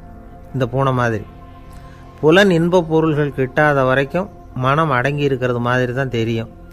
கொஞ்சம் வாய்ப்பு கிடைச்சாலும் அது குதிக்க ஆரம்பிச்சிடும், தப்பு பண்ண ஆரம்பிச்சிடும். பெரிய பெரிய முனிவர்கள் வாழ்க்கையில் நடந்த வீழ்ச்சி இதை தான் நிரூபிக்குது.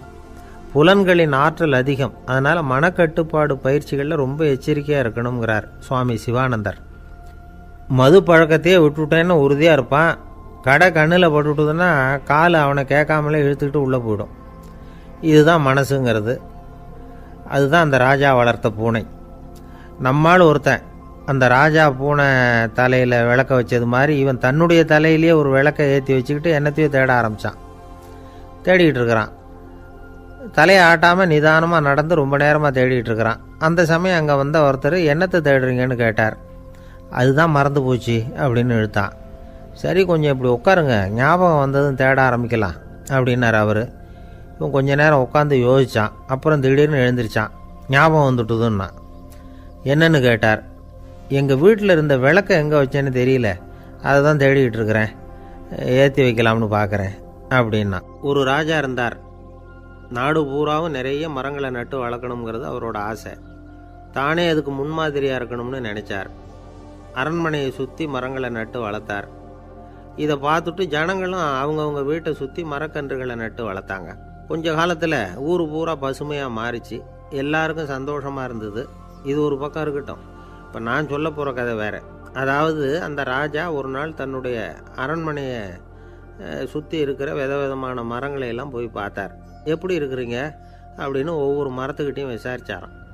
எந்த மரமும் சந்தோஷமாக இருக்கிறதா தெரியல. அதுக்கும் மனசில் ஒரு குறை.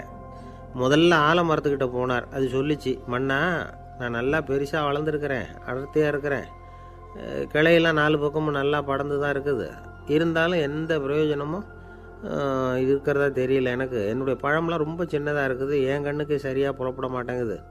நான் இருக்கிற சைஸுக்கு என்னுடைய கிளையில் இருக்கிற பழம்லாம் எவ்வளோ பெருசாக இருக்கணும், அது இத்தினூண்டு இருக்கிறது எனக்கு பெரிய அவமானமாக இருக்குது.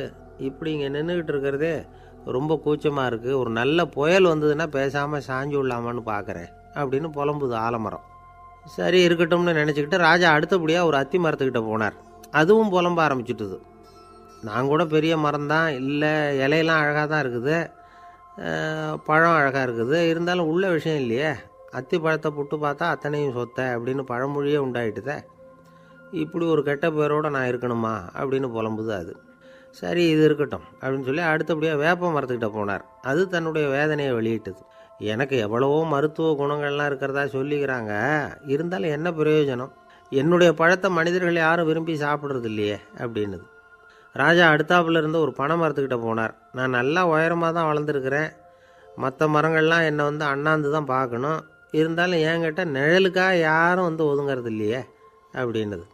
என்ன இது, எல்லா மரமும் இப்படி திருப்தி இல்லாமல் இருந்துக்கிட்டு இருக்குதே அப்படின்னு நினச்சிக்கிட்டே ராஜா அடுத்தபடியாக அங்கே இருந்த ஒரு பைன் மரத்துக்கிட்ட போனார்.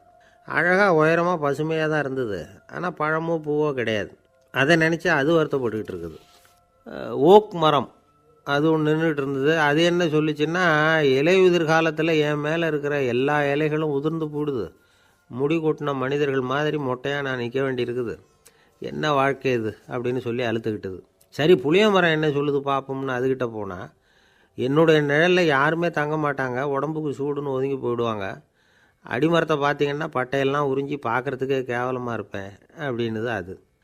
முருங்கை மரம் என்ன சொல்லிச்சு தெரியுமா, என்னுடைய இலை காயெல்லாம் சாப்பிட்றவங்களுக்கு சத்து கொடுக்கறது வாசம்தான், ஆனால் என் உடம்புல சத்தே கிடையாது, கொஞ்சம் வேகமாக காற்று அடிச்சதுன்னா முறிஞ்சி விழுந்துடுறேன், என்ன வாழ்க்கை இது அப்படின்னு சொல்லி அது வருத்தப்பட்டது. ராஜா யோசனை பண்ணார். என்ன இது, மரங்கள் பூமியின் வரங்கள்னு சொல்கிறோம், மழை பெய்யறதுக்கு அதுதான் காரணம், பூமி செழிப்பாக இருக்கிறதுக்கும் அதுதான் காரணம், வீடு கட்டுறதுக்கு மரம், நாற்காலி செய்ய உபயோகப்படுத்துறதுக்கும் அதுதான் உபயோகப்படுது, மனுஷனுக்கு வேண்டிய ஆகாரங்களையும் கொடுக்குது, இப்படிலாம் இருந்தும் எல்லா மரமும் நிம்மதி இல்லாமல் இருந்துக்கிட்டு இருக்குதே அப்படின்னு நினச்சார். அப்போது அங்கே இருந்த ஒரு மகிழ மரம் அவர் கண்ணில் பட்டுது. அந்த மரம் மட்டும் கொஞ்சம் நிம்மதியாக மகிழ்ச்சியாக இருக்கிறது மாதிரி தெரிஞ்சுது. உடனே ராஜா அதுக்கிட்ட போனார். உனக்கு மனசில் எதுவும் குறை இல்லையான்னு கேட்டார். இல்லை, நான் சந்தோஷமாக தான் இருக்கேன்னு தான் அந்த மகிழ மரம். அப்படியான்னு ஆச்சரியமாக கேட்டார் ராஜா. ஆமாம் மன்னா, இந்த இடத்துல நீங்கள் ஒரு முருங்கை மரத்தையோ வேப்ப மரத்தையோ கூட நட்டிருக்கலாம், ஆனால் இந்த இடத்துல நடுறதுக்கு என்ன தேர்ந்தெடுத்துருக்குறீங்க, அதுவே எனக்கு பெருமை, அதுவே எனக்கு திருப்தி அப்படின்னு தான் மகிழ மரம். மகிழ மரம் சாதாரணமாக தான் இருக்கும், இளம் மஞ்சள் நிறத்தில் பூக்கள், அது காய்ந்தும் மனம் வீசும். மகிழ மரம் மாதிரி மன திருப்தியோடு வாழறதுக்கு நாம் கற்றுக்கணுமா. நாம் இந்த உலகத்தில் ஒரு நாயாவோ நரியாவோ கூட பிறந்திருக்கலாம், மனுஷனாக பிறந்திருக்கிறோம், அதுவே பெருமை தானே. இந்த நிறைவு தான் மகிழ்ச்சியின் ரகசியம். ஒரு பையன் அப்பா கிட்ட போய், அப்பா, நீங்கள் இந்த உலகத்தில் ஒரு மனுஷனாக பிறந்தது என்னோட அதிர்ஷ்டம் நானா. ஏண்டா அப்படி சொல்கிறேன்னு இருக்கார் அப்பா. நீங்கள் ஒரு கரடியாக பிறந்திருந்தா இந்நேரம் நானும் ஒரு கரடி குட்டியாக தானே இருந்திருப்பேன் அப்படின்னு நானா பையன். இந்த உலகத்தில் நாம் நல்லபடியாக இருக்கணும்னா அதுக்கு முக்கியமாக தேவைப்படுறது 2. ஒன்று செல்வம், இன்னொன்று அறிவு. சரி, இது ரெண்டில் சிறந்தது எது அப்படின்னு ஒரு கேள்வி கேட்டால் என்ன பதில் சொல்கிறது? இதே கேள்வியை ஹஸ்ரத் அலி அவர்கள்கிட்ட கேட்டாங்களாம். அவர் ஒரு பெரிய அறிஞர். கேள்வி கேட்டவங்களும் சாதாரண ஆட்கள் இல்லை, இவங்களும் அறிஞர்கள். ஒரு நாள் ஹஸ்ரத் அலி அவர்கள்கிட்ட 10 அறிஞர்கள் வந்தாங்களாம். ஐயா, நாங்கள் 10 பேரும் உங்ககிட்ட ஒரே கேள்வியை தான் கேட்க வந்திருக்கிறோம். ஆனால் எங்கள் 10 பேருக்கும் நீங்கள் தனித்தனியாக பதில் சொல்ல முடியுமா அப்படின்னு கேட்டிருக்காங்க. அதாவது அவங்க ஒரே கேள்விக்கு இவர்கிட்ட இருந்து 10 விதமான பதில் எதிர்பார்க்குறாங்க. சரி கேளுங்க, என்ன கேள்வி அப்படின்னார் அவர். அப்போ தான் அவங்க கேட்டாங்களாம், செல்வம் அறிவு இது ரெண்டில் சிறந்தது எது? இதுதான் கேள்வி. ஹஸ்ரத் அலி என்ன பண்ணார் தெரியுமா? அவங்கள ஒவ்வொருத்தராக கூப்பிட்டார். ஒவ்வொரு விதமான பதிலை சொல்லி அனுப்புனார். முதல்ல ஒருத்தரை கூப்பிட்டார், சொன்னார், அறிவுங்கிறது தீர்க்கதரிசிகள், ஞானிகள், மகான்கள் இவங்களோட பரம்பரை சொத்து. ஆனால் செல்வம்ங்கிறது கொடுங்கோலரின் ஆயுதம். அதனால் அறிவு தான் சிறந்தது அப்படின்னார். 2வது ஆளை கூப்பிட்டார். உங்ககிட்ட செல்வம் இருந்தால் நீங்கள் தான் அதை காப்பாற்றணும். ஆனால் அறிவு உங்களை எப்பவும் காப்பாற்றும். ஆகவே அறிவு தான் சிறந்தது அப்படின்னார். 3வது ஆளை கூப்பிட்டார். செல்வந்தனுக்கு எப்போதும் விரோதிகள் அதிகம், ஆனால் அறிஞனுக்கு நண்பர்கள் அதிகம். அதனால் அறிவு தான் சிறந்ததுன்னார். அடுத்தவரை கூப்பிட்டார். செல்வம் அடுத்தவங்களுக்கு கொடுக்க கொடுக்க குறையும், ஆனால் கல்விங்கிறது அதிகரிச்சுக்கிட்டே வரும், கொடுக்கறதுனால குறையாது. அதனால் அறிவு தான் சிறந்ததுன்னார்.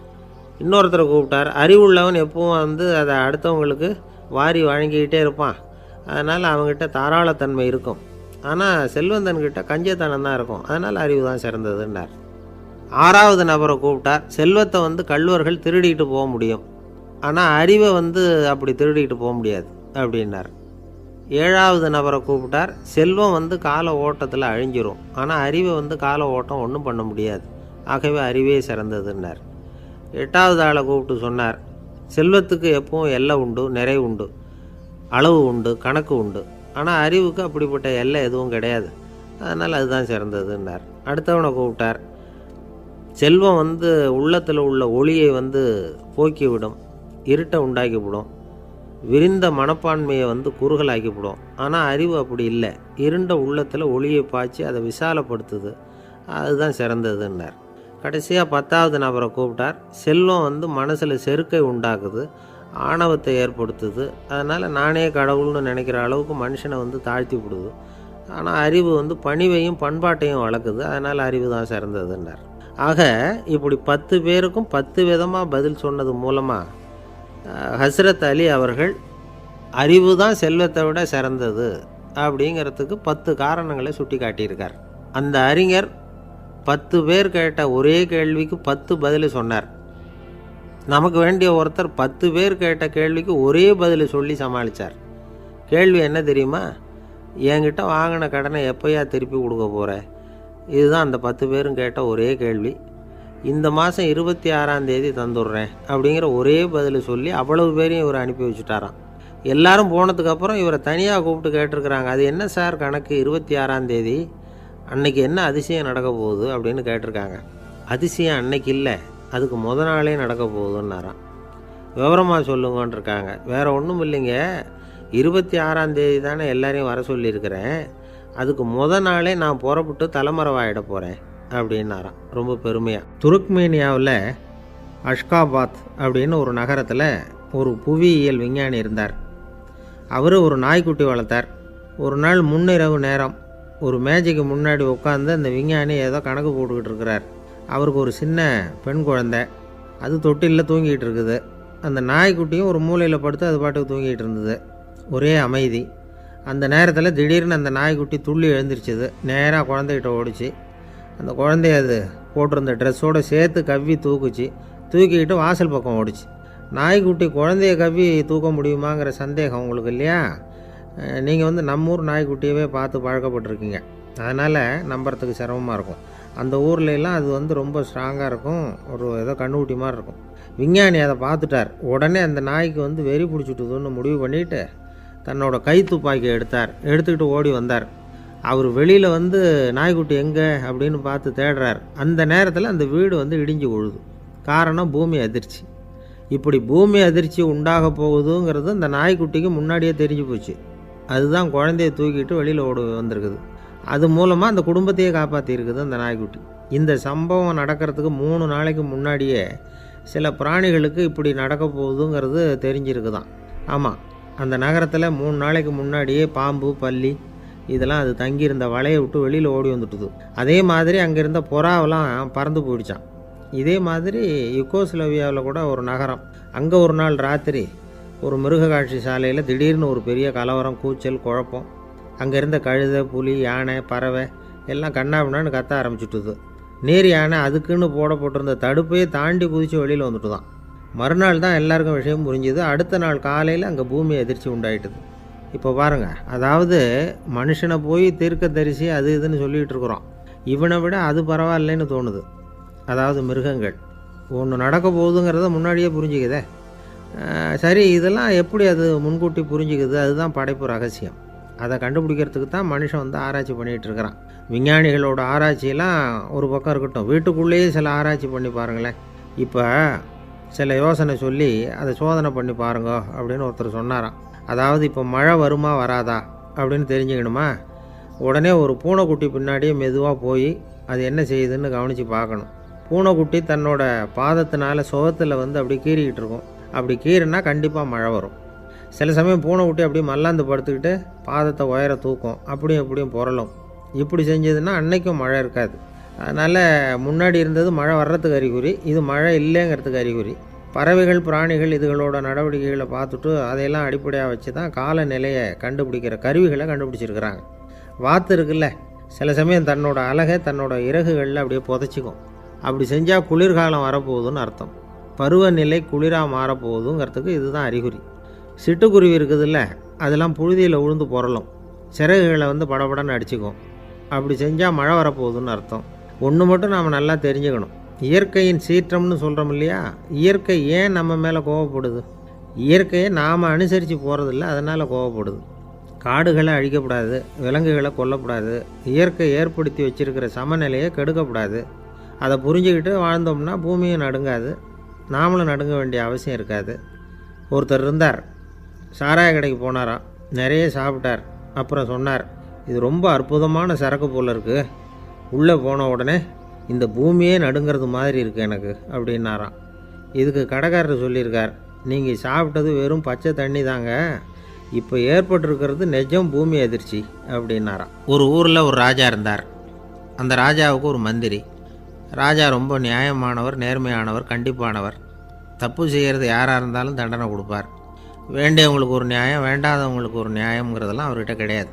ஒரு சமயம் அரசவையில் அந்த அமைச்சரே வந்து விதிமுறைகளுக்கு புறம்பாக ஏதோ நடந்துக்கிட்டு இருக்கார். மன்னருக்கு கோபம் வந்துட்டுது. உடனே அந்த அமைச்சரை கிட்டத்தில் கூப்பிட்டு அவர் கன்னத்தில் ஓங்கி ஒரு அறை கொடுத்துட்டாராம். உடனே அந்த அமைச்சர் என்ன பண்ணார் தெரியுமா, நேராக போனார், அங்கே நின்றுக்கிட்டு இருந்த இன்னொருத்தர் கன்னத்தில் ஓங்கி அரைஞ்சார். அறை வாங்கினவர் திகைச்சு போயிட்டார். இவர் ஏன் நம்மளை வந்து அரைகிறார் அப்படின்னு யோசனை பண்ணார். மன்னரும் திகைச்சு போயிட்டார். நாம் இவர் அரைஞ்சா அதுக்காக இவர் போய் இன்னொருத்தரை அரையணுமா அப்படின்னு யோசனை பண்ணார். இவருக்கு என்ன பைத்தியமானு கூட நினைக்க ஆரம்பிச்சிட்டார். ஆனால் என்ன ஆச்சுன்னா, அப்புறம் அமைச்சர் அவர் கவனிச்சிக்கிட்டு இருந்தாரா, அவர் இன்னொருத்தரை அரைஞ்சார் இல்லையா, அந்த அறை வாங்கின ஆசாமியை பார்த்து கத்திக்கிட்டு இருந்தார். யார்? அமைச்சர். ஏன்பா என்கிட்ட அறையை வாங்கிக்கிட்டு இப்படி விவரம் இல்லாமல் நின்றுக்கிட்டு இருக்கிறிய, நான் உனக்கு கொடுத்ததை நீ வேறு யாருக்கிட்டையாவது கொடுத்துரு அப்படின்னார். உடனே அந்த ஆள் பார்த்தான், தனக்கு அடுத்தபடியாக நின்றுக்கிட்டு இருந்தவனை ஓங்கி ஒரு அறை அரைஞ்சான். அவன் கன்னத்தை தடவிட்டே யோசனை பண்ணான். இது ஏதோ புரிஞ்சுக்கிட்ட மாதிரி அடுத்தாப்பில் நின்றுக்கிட்டு இருந்தவனை அரைஞ்சான். இப்படி இந்த அறை வந்து மாறி மாறி போய்கிட்டே இருக்குது. ஊர் பூரா பிரயாணம் பண்ண ஆரம்பிச்சுட்டுது. அன்னைக்கு ராத்திரி அந்த ராஜா படுக்கிறதுக்காக போனார். அந்த நேரம் பார்த்து அவர் கன்னத்தில் பலார்னு ஒரு அறை விழுந்தது. நம்மளே அரையிறது யார் அப்படின்னு அதிர்ச்சியோட மன்னர் திரும்பி பார்க்குறாரு. அரைஞ்சது அவரோட மனைவி. என்னாச்சு உனக்குன்னு கத்துனார் ராஜா. உங்களுக்கு தெரியாதா, ஊர் பூரா ஒருத்தர் மாற்றி ஒருத்தர் மூலமாக இந்த அறை வந்து பிரயாணம் பண்ணிக்கிட்டு வருது அப்படின்னாங்க அந்த அம்மா. அப்படின்னா ஆரம்பித்த இடத்துக்கே வந்துட்டுதா அப்படின்னாராம் மன்னர். என்ன சொல்கிறீங்கன்னு கேட்டிருக்காங்க. இவர் விவரத்தை சொன்னாராம். அப்படின்னா நீங்கள் ஆரம்பித்து வச்ச இந்த விளையாட்டை நான் முடிச்சு வச்சுட்டேன் அப்படின்னாங்களாம் அந்த அம்மா. மறுநாள் காலை மறுபடியும் அரசவை கூடிச்சு அந்த அமைச்சர் மன்னரை பார்த்து கேட்டார், என்ன மகாராஜா, என்கிட்ட கொடுத்ததை திருப்பி வாங்கிட்டீங்களா அப்படின்னாராம். இப்படி நடக்கும்னு நான் எதிர்பார்க்கவே இல்லைன்னார் மன்னர். ஆனால் நான் எதிர்பார்த்தேன், அது எங்கே போயிட போகுது, ஊர் பூரா சுற்றி கடைசியில் உங்ககிட்ட தான் வந்து சேரும் அப்படிங்கிறது எனக்கு தெரியும் அப்படின்னார் அமைச்சர். இந்த கதை வேடிக்கையாக இருந்தால் கூட இதில் உள்ள கருத்து முக்கியமானது. இந்த உலகத்தில் பல கருத்துக்கள் இப்படி தான் மாறி மாறி சுற்றி வந்துக்கிட்டே இருக்குது. நம்மால் ஒருத்தன் தன்னுடைய நண்பன் ஒருத்தனை கடத்தெருவில் பார்த்தான். உடனே ஓடி போய் பலார்னு ஒரு அறை கொடுத்தானான். அவன் கண்ணத்தை தடவிட்டு ஏன்டா என்ன அரைஞ்சேன்னு கேட்டிருக்கான். நீ ஏன்டா என்னை முட்டாள்னு என் மனைவிட்ட போய் சொன்னேன் அப்படின்ட்டுருக்கான் அவன். உன்னை ஒரு முட்டாள்னு சொன்னதுக்காகவா நீ என்ன அரைஞ்ச அப்படின்னு கேட்டிருக்கான் இவன். டேய், நான் அதுக்காக அறையலப்பா, அது ஒரு பெரிய ரகசியம். நான் முட்டாளுங்கிறது அந்த ரகசியத்தை நீ ஏன் எங்கள் வீட்டில் போய் சொன்னேன், அதுக்காக தான் அரைஞ்சேன் அப்படின்னு நான் அவன். பக்தின்னு சொல்கிறோம் இல்லையா, அது 3 வகைப்படும் அப்படிங்கிறார் ஒரு பெரியவர். அது என்ன 3 வகைன்னா, தெய்வ பக்தி, அடியார்கள் பக்தி, குரு பக்தி. அடியார் பக்தியை விட தெய்வ பக்தியை விட குரு பக்தி தான் ரொம்பவும் சிறந்ததுங்கிறார் அவர். தெய்வத்துக்கிட்ட செஞ்ச பாவம் குருநாதர்கிட்ட தீர்ந்துருமா, குருநாதர்கிட்ட செஞ்ச பாவம் தெய்வத்துக்கிட்ட போனாலும் தீராதான். இப்படி பெரியவங்களாம் சொல்லி வச்சுருக்கிறாங்க. ஒரு காடு, அங்கே அயோத தௌமியர் அப்படின்னு ஒரு தபோதனர். அவர் பல மாணவர்களை ஒன்றா சேர்த்து ஒரு குருகுலம் நடத்திக்கிட்டு இருக்கிறார். பல தரப்பட்டவங்க பல திறப்பட்டவங்க மாணவர்கள் அதில் சேர்ந்து படிச்சுக்கிட்டு இருக்கிறாங்க. பாஞ்சால ராஜகுமாரன் ஒருத்தனும் அந்த குருகுலத்தில் சேர்ந்து படிச்சுக்கிட்டு இருக்கிறான். அவன் பேர் ஆருணி. பெரிய இடத்து புள்ள, இருந்தாலும் படுப்பில் ரொம்ப கெட்டிக்காரனாக இருந்தான். அவன் தான் அங்கே முதல் மாணவன். ஒரு நாள் குருநாதர் அந்த அரசகுமாரனை கூப்பிட்டார். நம்ம குருகுலத்துக்கு சொந்தமான வயலில் தண்ணீர் பெருகி வெள்ளம் பயிரை அழிக்குதான், அதனால் நீ போய் மடையை அடைச்சிட்டு வந்துடும் அப்படின்னார். அந்த அரசகுமாரன் உடனே புறப்பட்டான். குருநாதர் சொல்லிட்டார்ல, உடனே புறப்பட்டான். நான் பெரிய இடத்து பிள்ளையாச்சே, ராஜகுமாரனாச்சே, ரொம்ப செல்வாக்கூட வளர்ந்தவனாச்சே, நான் போய் வயலில் இறங்கி வேலை செய்கிறதா அப்படின்னுலாம் அவன் நினைக்கல. குருநாதர் கட்டளையை நிறைவேற்ற வேண்டியது நம்ம கடமை அப்படின்னு நினச்சான். உடனே ஒரு மண்வெட்டியை தூக்கி தோளில் வச்சுக்கிட்டு புறப்பட்டு போயிட்டான். வயலுக்கு போனான். பார்த்தான், தண்ணி கரையை உடச்சிக்கிட்டு வயலுக்குள்ளே ஏகமாக பாஞ்சிக்கிட்டு இருக்குது. இவன் மண்வெட்டியால் களிமண்ணை புல்லோடு சேர்த்து புல் பற்ற மாதிரி வெட்டி வெட்டி போட்டான். இருந்தாலும் மடையை அடைக்க முடியல. தண்ணி அதை மீறி வந்துக்கிட்டே இருக்குது. தண்ணி வேகமாக வயலுக்குள்ளே போய்கிட்டே இருக்குது. போடுற பத்தையெல்லாம் கரைஞ்சி கரைஞ்சி போயிட்டுருக்கு. இருந்தாலும் இவன் தன்னுடைய முயற்சியை கைவிடலை. வெட்டி வெட்டி போட்டுக்கிட்டே இருக்கிறான். காலையில் அங்கே போனவன் சாயந்தரம் வரைக்கும் இப்படி செஞ்சுக்கிட்டு இருக்கிறான். உடம்பும் மனசும் ரொம்பவும் சோர்ந்து போச்சு. இருந்தாலும் குருநாதர் இட்ட கட்டளையை நிறைவேற்றாமல் இருக்கிறோமேங்கிற ஒரு குறை அவனுக்கு இருக்குது. குரு கட்டளையை நிறைவேற்றாத நான் இன்னமும் இருக்கணுமா அப்படின்னு யோசனை பண்ண ஆரம்பிச்சிட்டான். என்ன செய்யலாம்னு பார்த்தான். நம்ம குருநாதர் இட்ட பணிக்காக இந்த உடம்பையே தியாகம் பண்ணலாம் அப்படின்னு முடிவு பண்ணான். தண்ணி பாயுதில் அதுக்கு குறுக்க விழுந்து அப்படியே மடையை அடைச்சிக்கிட்டு அப்படியே படுத்துட்டான். இது மற்றவங்களுக்கு தெரியாது. அன்னைக்கு ராத்திரி ஒரு விளக்கு முன்னாடி உட்காந்து குருநாதர் பிள்ளைங்களுக்கு பாடம் சொல்லி கொடுத்துக்கிட்டு இருக்கிறார். முதல் வரிசையில் இருக்கக்கூடிய ராஜகுமாரனை காணலை. நம்ம ஆருணி எங்கே போனா அப்படின்னு சொல்லி மற்ற மாணவர்களை விசாரித்தார்.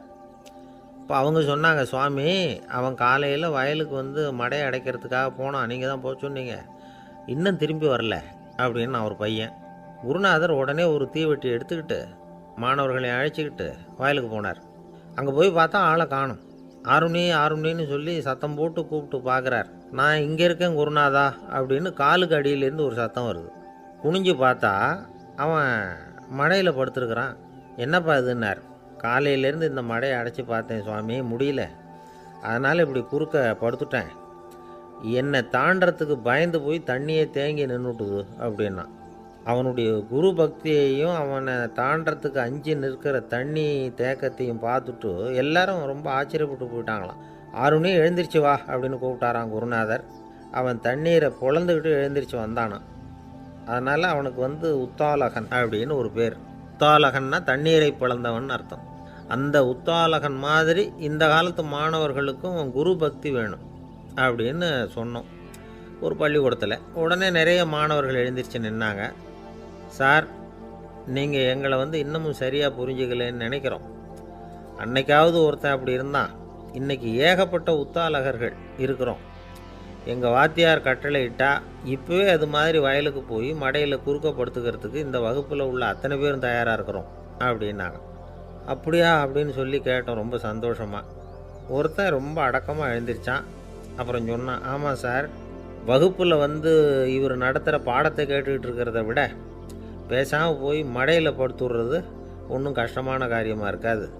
அதனால தான் எல்லோரும் அங்கே போகிறேன்னு சொல்கிறோம் அப்படிங்கிறான். ஒரு இலக்கிய கூட்டம் ஏற்பாடு பண்ணியிருக்கிறோம், நீங்கள் அவசியம் அதில் பேசணும் அப்படின்னு கேட்டுக்கிட்டார் ஒருத்தர். வேணாங்க, 4 பேருக்கு முன்னாடி நிற்கிறதுனா எனக்கு ரொம்ப கூச்சமாக இருக்கும் அப்படின்னாரு இவர். ஏன் சார் இன்னமும் குழந்த மாதிரி கூச்சப்படுறீங்களே அப்படின்னார் அவர் ஒரு மாதிரியாக சமாளித்து அனுப்பி வச்சுட்டு அதுக்கப்புறம் அதை பற்றி இவர் யோசித்து பார்த்துருக்கார்.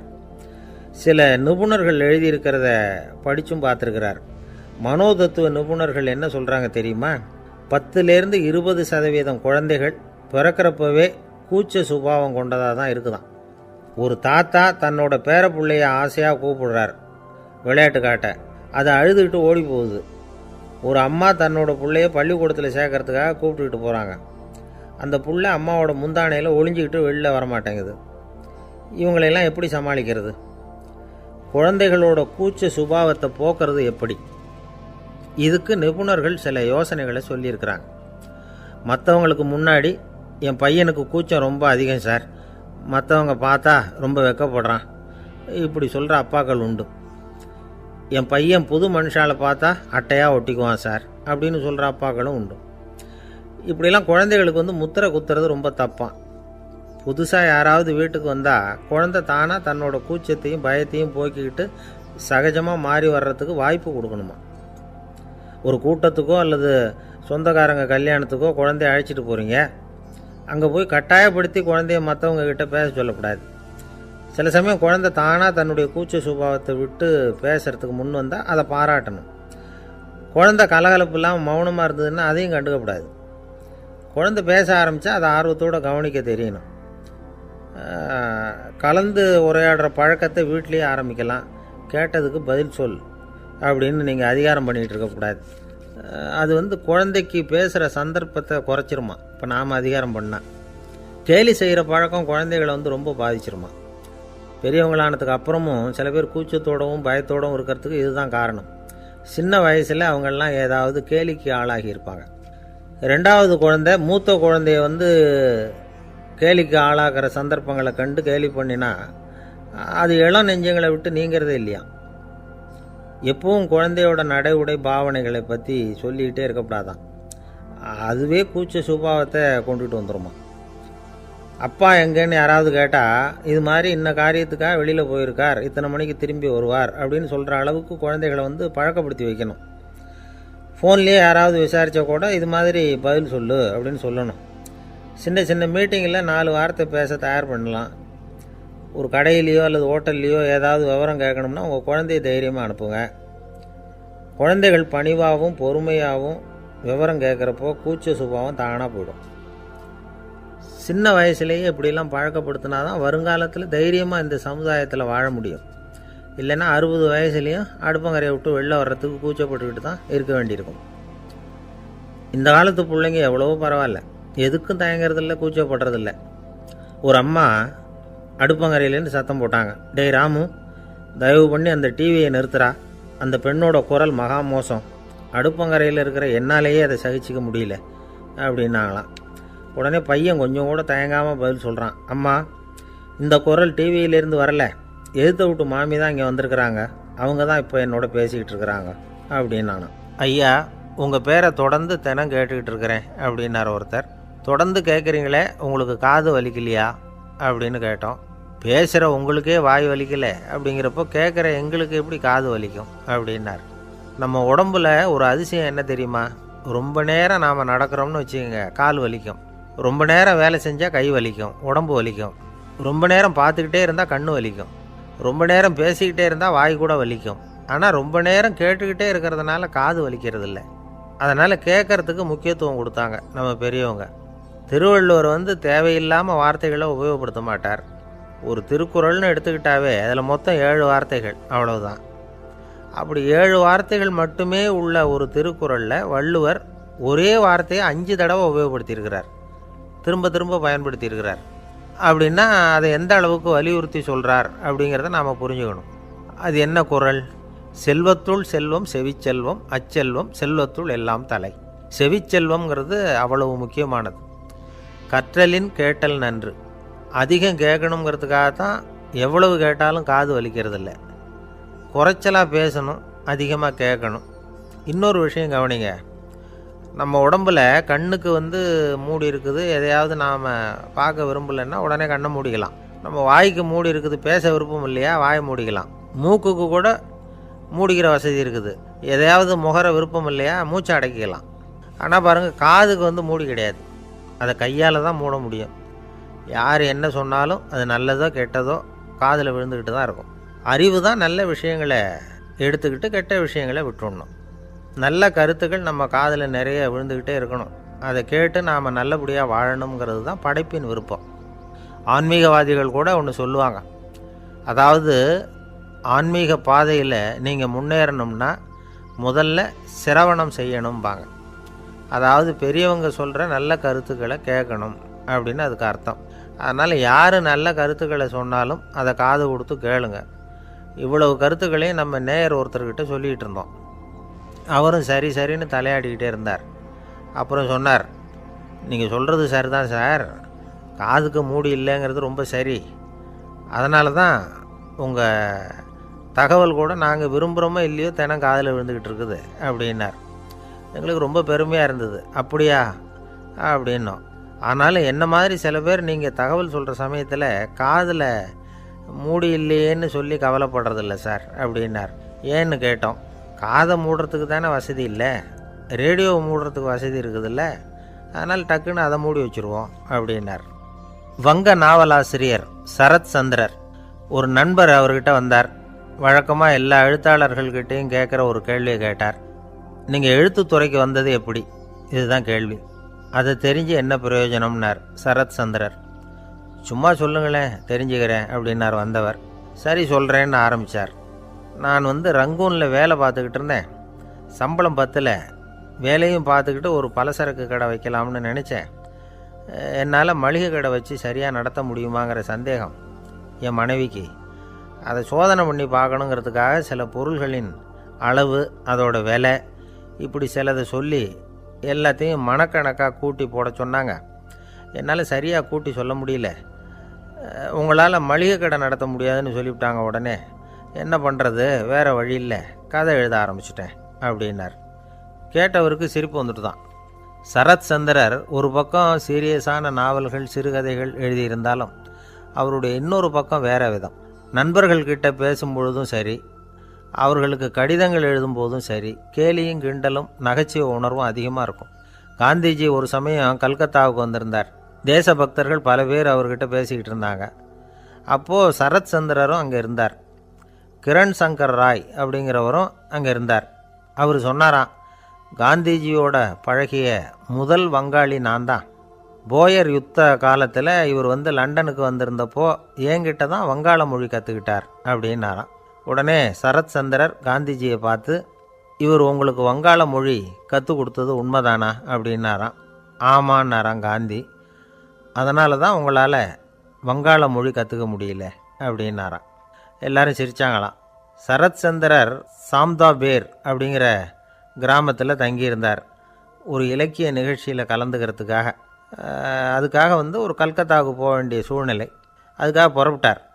அந்த சமயத்தில் பின்னாடி இருந்து யாரோ அவரை கூப்பிட்டாங்க. இப்படி கூப்பிட்டவரை பார்த்து இன்னொருத்தர் யாரோ அதட்டி இருக்கிறாங்க. போகிறவரை ஏன் இப்படி கூப்பிடுறீங்க அப்படின்னு. ஏன் கூப்பிட்டா என்னன்னு கேட்டிருக்கார் சரத் சந்திரர். புறப்படுறவங்கள பின்னாடி இருந்து கூப்பிடுறது அபசகுனம், போகிற இடத்துல ஏதாவது ஆபத்து வரலாம் அப்படின்னு அதுக்கு விளக்கம் கொடுத்துருக்கிறார் அவர். உடனே சரத் சந்திரர் சொன்னாராம், இதோ இவங்க என்னை இலக்கிய கூட்டத்துக்கு அழைச்சிட்டு போகிறாங்களே, இதை விட வேறு என்ன ஆபத்து வந்துட போகுது அப்படின்னாராம். இப்படி சரத் சந்திரருக்கு இயல்பாகவே நகைச்சுவை உணர்வு உண்டு. அவருடைய நண்பர் ஒருத்தர் வீட்டுக்கு கூப்பிட்டுருந்தார். அங்கே ஒரு கச்சேரிக்கு ஏற்பாடு பண்ணியிருந்தாங்க. சரத் சந்திரருக்கு இயல்பாகவே கச்சேரியில் நீண்ட ஆலோசனையெல்லாம் கேட்குறதுக்கு பொறுமை இருக்காது. அதனால் மெதுவாக பாட போகிறவர் எப்படி அப்படின்னு கேட்டிருக்கார். அவருக்கு ரொம்ப நல்லா பாட தெரியும் அப்படின்னு சொல்லியிருக்கிறாங்க. அதுக்கு சரத் சந்திரர், பாட தெரியுங்கிறது சரி, பாட்டை நிறுத்த தெரியுமா அதை சொல்லுங்கள் முதல்ல அப்படின்னாராம்.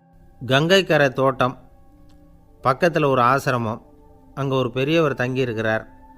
அவர் தான் ராமகிருஷ்ண பரமஹம்சர். அந்த ஆசிரமம் இருந்த இடம் கரக்பூர். வங்காளத்தில் பொதுவாக எல்லோரும் மீன் சாப்பிட்றது உண்டு. கங்கையில் குளிச்சுட்டு கையில் ஒரு மீனோடு வர்றது வழக்கம். இவர் இருக்கிற இடத்துக்கு கங்கையில் படகு வழியாக வரணும். அப்படி தான் எல்லோரும் வருவாங்க. வர்றவங்கள ஒன்று கூட்டி ஆன்மீக விஷயங்களை பற்றி பேசிக்கிட்டு இருப்பார். ஒவ்வொரு நாள் ஒவ்வொருத்தர் நகரத்துக்கு போகணும். வரும்பொழுது மீன் கொண்டுக்கிட்டு வரணும். அதுக்கு ஒரு அட்டவணையே உண்டு ஆசிரமத்தில். அது பிரகாரம் ஒரு நாள் சுவாமி யோகானந்தர் படகில் போனார். படகை செலுத்தினவங்க ராமகிருஷ்ணரையும் சுவாமி யோகானந்தரையும் மற்றவங்களையும் பித்தர்கள் அப்படின்னு சொல்லி ஏளனமாக பேசினாங்க. அவங்க என்ன பைத்தியம் பிடிச்சவங்க அப்படிங்கிறது மாதிரி. சுவாமி யோகானந்தருக்கு ரொம்ப மென்மையான இதயம். இவங்க இப்படி கண்ணாபின்னான்னு பேசுகிறத பார்த்தா மீனை வாங்கிட்டு திரும்புகிறப்போ என்ன நடக்குமோ அப்படிங்கிற பயம் வேறு வந்துட்டுது அவருக்கு. அவ்வளவு மென்மையானவர். இதை தெரிஞ்சுக்கிட்ட ராமகிருஷ்ணர், யோகானந்தா இங்கே வா அப்படின்னு கூப்பிட்டார். இவர் கண்ணீரை தொடச்சிக்கிட்டே கிட்ட போனார். சொன்னார், ஐயா, படகு ஓட்டுறவங்க உங்களை பற்றி மோசமாக பேசுகிறாங்க. என்ன திட்டினா பரவாயில்ல, ஆனால் உங்களை அவங்க திட்டுறாங்க. அதை என்னால் தாங்கிக்க முடியல அப்படின்னார். இதை கேட்டதும் ராமகிருஷ்ணருக்கு கோபம் வந்துட்டு தான்.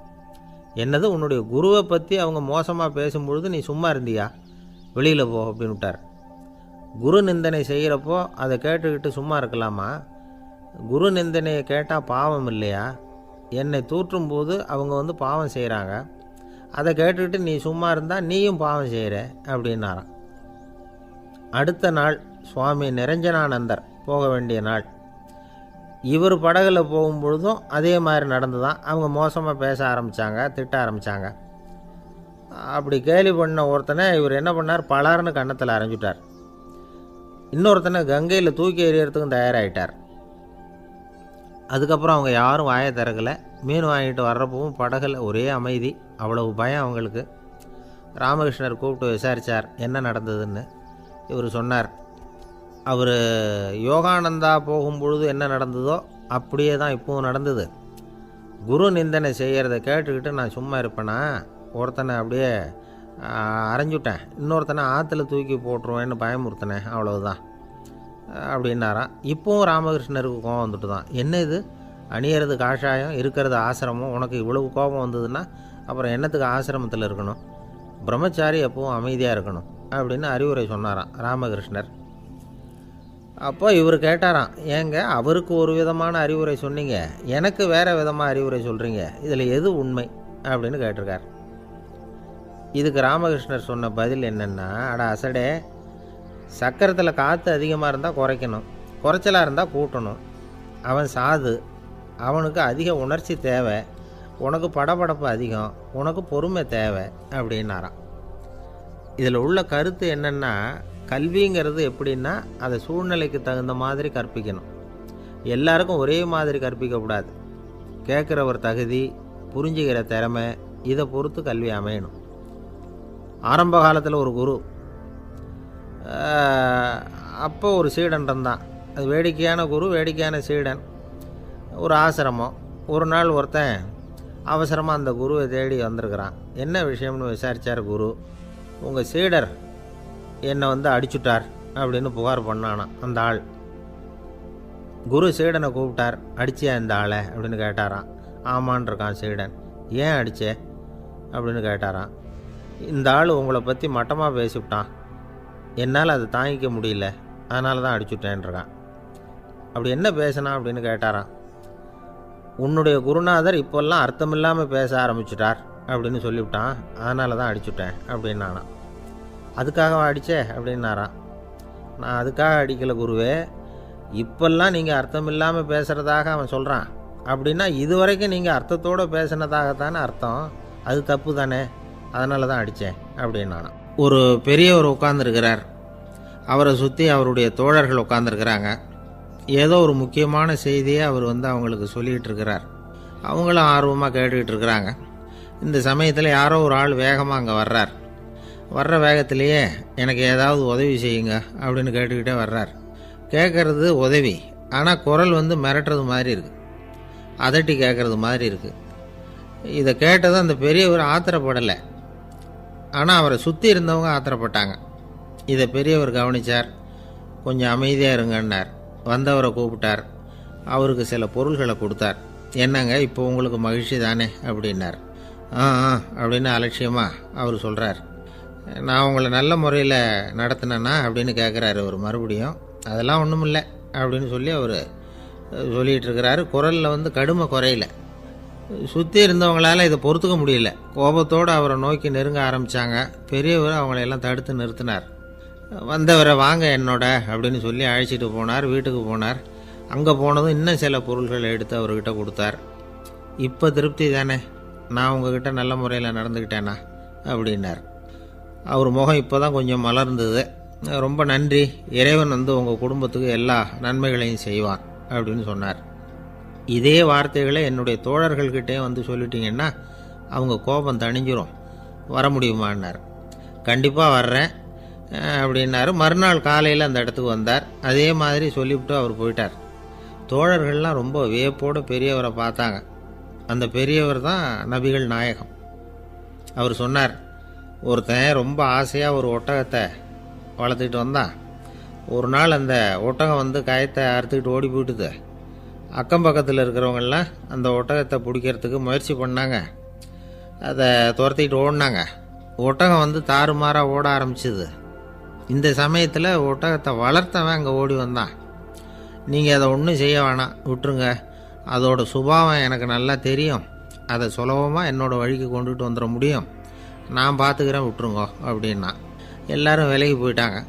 இவன் என்ன செஞ்சான் தெரியுமா? கொஞ்சம் புல்லை கையில் எடுத்துக்கிட்டு அந்த ஒட்டகத்தை நெருங்கினான். அவ்வளவுதான். அது ஓடி இவன் காலடியில் உட்காந்துக்கிட்டது. செல்லமாக அதை அப்படியே தடவி கொடுத்தான். முதுகில் ஏறி உட்காந்துக்கிட்டான். அது பாட்டுக்கு சாதுவாக நடந்து போகுது. இந்த கதையை நபிகள் நாயகம் தம்முடைய தோழர்களுக்கு சொல்கிறார். ஒட்டகத்தை மட்டும் இல்லை, சில மனிதர்களையும் கூட சில விதத்தில் அணுகி தான் அவர்களை சீர்திருத்த வேண்டியிருக்குது அப்படிங்கிறத அவங்களுக்கு உணர்த்தினார். இது ஒரு அழகான உளவியல் அணுகுமுறை. சில குடும்ப தலைவர்கள் கூட இந்த ஒட்டகம் மாதிரி நடந்துக்கிறது உண்டு. அப்புறம் அடங்கி போகிறதும் உண்டு. ஒரு குடும்ப தலைவர் காலையில் எழுந்திரிச்சதுலேருந்து சத்தம் போட்டு கத்திக்கிட்டு இருப்பார். பக்கத்தில் இருந்தவங்கெல்லாம் ஓடி போய் சமாதானம் பண்ணி பார்த்தாங்க. அவர் ஓயறது மாதிரி தெரியல. கடைசியில் அவர் மனைவி வந்தாங்க. நீங்கள் எல்லாம் விலகி போயிடுங்க, அவர் சுபாவம் எனக்கு தெரியும், நான் பார்த்துக்கிறேன் அப்படின்னாங்க. சரின்னு எல்லோரும் போயிட்டாங்க. சாயந்தரமாக பார்க்குறாங்க, அவர் சத்தம் இல்லாமல் ஒரு மூலையில் உட்காந்துருக்கிறார். ரொம்ப சாதுவா. ஆச்சரியமாக இருந்தது. என்னம்மா பண்ணீங்கன்னு கேட்டாங்க. அது ஒன்றும் இல்லைங்க, ஒரு வேளை சாப்பாட்டை நிறுத்தினேன், பட்னி போட்டேன், அவ்வளவுதான் அப்படின்னாங்க அந்த அம்மா. ஒரு ராஜா ஊரெல்லாம் சுற்றி பார்த்துட்டு வரலாம்னு ஒரு நாள் புறப்பட்டு போனார். ஒரு இடத்துல தறி நெசவு வேலை ரொம்ப மும்முரமாக நடந்துக்கிட்டு இருந்தது. ஒரு பெரியவர் தறியால் நெசவு வேலை செஞ்சுக்கிட்டு இருந்தார். பக்கத்தில் ஒரு அழகான பொண்ணு உட்காந்து நூலை சுற்றிக்கிட்டு இருக்குது. ராஜா அந்த பெரியவரை பார்த்து யார் இந்த பொண்ணுன்னு விசாரித்தார். ராஜா அப்படி கேட்டதும் அவருக்கு ரொம்ப பெருமையாக போயிட்டுது. ஏன்னா உட்காந்துருந்தது அவரோட மகள். அரசே, இது என்னுடைய மகள். இவ வேகமாக நூல் தெரிக்கக்கூடியவள். வைக்கோலை எடுத்து இவ தெரிச்சா கூட அது எல்லாம் பவுனிழையாக வெளியில் வரும் அப்படின்னு ஒரு ராசி இவளுக்கு அப்படின்னு ரொம்ப பெருமையாக ராஜா கிட்ட சொன்னார். ராஜா இதை கேட்டதும் அசந்துட்டார். அப்படியா, இவ்வளவு அழகும் சாமர்த்தியமும் உள்ள இந்த பொண்ணு என்னோட வரட்டுமே, இவளை என் மருமகளாக ஆக்கிக்கிறேன் அப்படின்னார் ராஜா. அந்த பெரியவருக்கு ஒன்றும் புரியல. ஏதோ கொஞ்சம் பெருமையாக சொல்ல போவ அது இப்படி ஆகிட்டுதே அப்படின்னு கவலைப்பட்டார். இருந்தாலும் ராஜா பேச்ச தட்ட முடியுமா, மகளை அனுப்பி வச்சுட்டார். ராஜா அந்த பொண்ணை அரண்மனைக்கு அழைச்சிட்டு வந்தார். அங்கே ஒரு அறையில் வச்சு பூட்டி விட்டார். அந்த ரூமு நிறைய வைக்கோலை கொண்டாந்து போட்டு அடைச்சாங்க. 3 ராட்டைகள் வேறு வச்சுருந்தாங்க. நாளைக்கு பொழுது விடியறதுக்குள்ளே நீ இந்த வைக்கோலையெல்லாம் தங்க இழைகளாக மாற்றி காட்டணும். நாளைக்கு காலம்புற நான் இந்த அறை கதவை திறப்பேன். உன் தகப்பன் சொன்னது மாதிரி எல்லாம் தங்கமாக மாறி இருக்கணும், இல்லைன்னா நீ உயிர் தப்ப முடியாது அப்படின்னு உத்தரவு போட்டார். பாவம் அந்த பொண்ணு என்ன பண்ணும், பகல் பூரா அழுதுகிட்டே உட்காந்துருக்குது. ராத்திரி பூராவும் தூக்கம் வரல. மறுநாள் அதிகாலை நேரத்தில் யாரோ கதவை தட்டுற சத்தம் கேட்டுது. பயந்துக்கிட்டே கதவை திறக்கிறா. திறந்து பார்த்தா வெளியில் 3 அவலட்சணமான பெண்கள். ஒருத்திக்கு கால் அகலமாக முறை மாதிரி இருக்குது, இன்னொருத்திக்கு கட்டை விரல் கரண்டி மாதிரி பெருசாக இருக்குது, 3ஆவது பொண்ணுக்கு உதடு தடித்து ரப்பர் மாதிரி தொங்கிக்கிட்டு இருக்கு. யார் நீங்கள், உங்களுக்கு என்ன வேணும் அப்படின்னு கேட்குது இந்த பொண்ணு. நாங்கள் உங்களுக்கு உதவி செய்கிறதுக்கு தான் வந்திருக்கிறோம் அப்படின்னு சொல்லி உள்ளே வந்தாங்க. உட்காந்தாங்க. கொஞ்ச நேரத்துக்குள்ளே உள்ளே இருந்த வைக்கோலையெல்லாம் தங்க இழைகளாக மாற்றி கொடுத்துட்டு போயிட்டாங்க. காலையில் ராஜா வந்தார், பார்த்தார். ஆகா பேஷுனார். இன்னும் கொஞ்சம் வைக்கோலை கொண்டாந்து அந்த ரூமில் போட சொன்னார். இந்த வைக்கோலையும் இன்றைக்கி தங்கமாக மாற்றிவிடு, நாளைக்கு மறுநாள் உனக்கும் இளவரசனுக்கும் கல்யாணம்னு சொல்லிவிட்டார். இன்றைக்கி ராத்திரி அந்த 3 பொண்ணுங்களும் வந்தாங்க. வைக்கோலை பொண்ணு இழைகளாக மாற்றினாங்க, புறப்பட்டாங்க. இந்த பொண்ணு அவங்க காலில் விழுந்து வணங்கினா. என் உசுரை காப்பாற்றினீங்க, உங்களுக்கு நான் என்ன கைமாறு செய்ய போகிறேன் அப்படின்னா. பயப்படாத, நீ விரும்பினா எங்களுக்கு ஒரு உதவி செய்யலாம். உன்னுடைய கல்யாணத்துக்கு நாங்கள் 3 பேரும் வரோம். நீ எங்களை வரவேற்று ராஜாக்கிட்டேயும் இளவரசர்கிட்டையும் நாங்கள் உன்னோட பெரியப்பா பொண்ணுங்கன்னு சொல்லி அறிமுகப்படுத்தி வை, நாங்கள் விருந்து சாப்பிட்டுட்டு போயிடுறோம் அப்படின்னாங்க. ரொம்பவும் சந்தோஷமாக சரின்னு ஒத்துக்கிட்டா. கல்யாண நாள் வந்தது. கல்யாணம் ரொம்ப கோலாகலமாக நடந்துக்கிட்டு இருக்கு. எல்லா தேசத்து ராஜா ராணிகளும் வந்துக்கிட்டு இருக்கிறாங்க. அந்த 3 அவலட்சணமான பொண்ணுங்களும் சேர்ந்தாங்க. யார் இவங்கன்னு கேட்டார் ராஜா. என் பெரியப்பா பொண்ணுங்க அப்படின்னா அந்த பொண்ணு. காலும் உதடும் கட்டை விரலும் ஏன் இப்படி உங்களுக்கு அவலட்சணமாக ஆயிட்டுது அப்படின்னு கேட்டார்.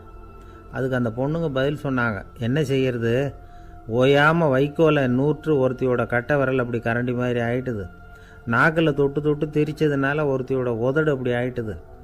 காலால் கட்டையை அழுத்தி அழுத்தி தறி போட்டதுனால இன்னொருத்தையோட கால் அப்படி ஆயிட்டுது. உங்கள் மருமகளாக வந்திருக்கிற இந்த பொண்ணு அந்த 3ஐயுமே செய்ய தெரிஞ்சவ தான். என்ன ஆக போதோ இன்னும் கொஞ்ச நாளில் அப்படின்னாங்க. அவ்வளவுதான். ராஜா பயந்துட்டார். அம்மா, இன்னையிலேருந்து நீ இளவரசனின் மனைவி. நீ எப்பவும் அழகாக இருக்கணும். அதனால் நீ இனிமேல் வைக்கோலை திரிக்கவே கூடாது அப்படின்னு உத்தரவு போட்டார். அவளை இக்கட்டான சூழ்நிலையிலேருந்து காப்பாற்றின அந்த 3 பொண்ணுங்களும் சந்தோஷமாக திரும்பி போயிட்டாங்களாம். சுவாமி சின்மயானந்தர் இந்த கதையை சொல்லியிருக்கிறார். தன்னலம் மறந்து சுயலாபத்தை தியாகம் செய்கிறது வைக்கோல்லேருந்து தங்க இழையை நூக்கிறது மாதிரி அப்படிங்கிறார் அவர். அது இருக்கட்டும், இப்போ நம்ம கதைக்கு வருவோம். ஒரு ராஜா தன்னோட மகனுக்கு சுயவரம் நடத்தினார். எல்லா தேசத்திலிருந்தும் ராஜகுமாரர்கள் வந்திருந்தாங்க. ராஜகுமாரியை கல்யாணம் பண்ணிக்கலாம்ங்கிற ஆசையில் சுயம்பர மண்டபத்திலேருந்து எல்லா ராஜகுமாரர்களும் அலறி அடிச்சுக்கிட்டு வெளியில் ஓடி வந்துக்கிட்டு இருக்கிறாங்களாம்.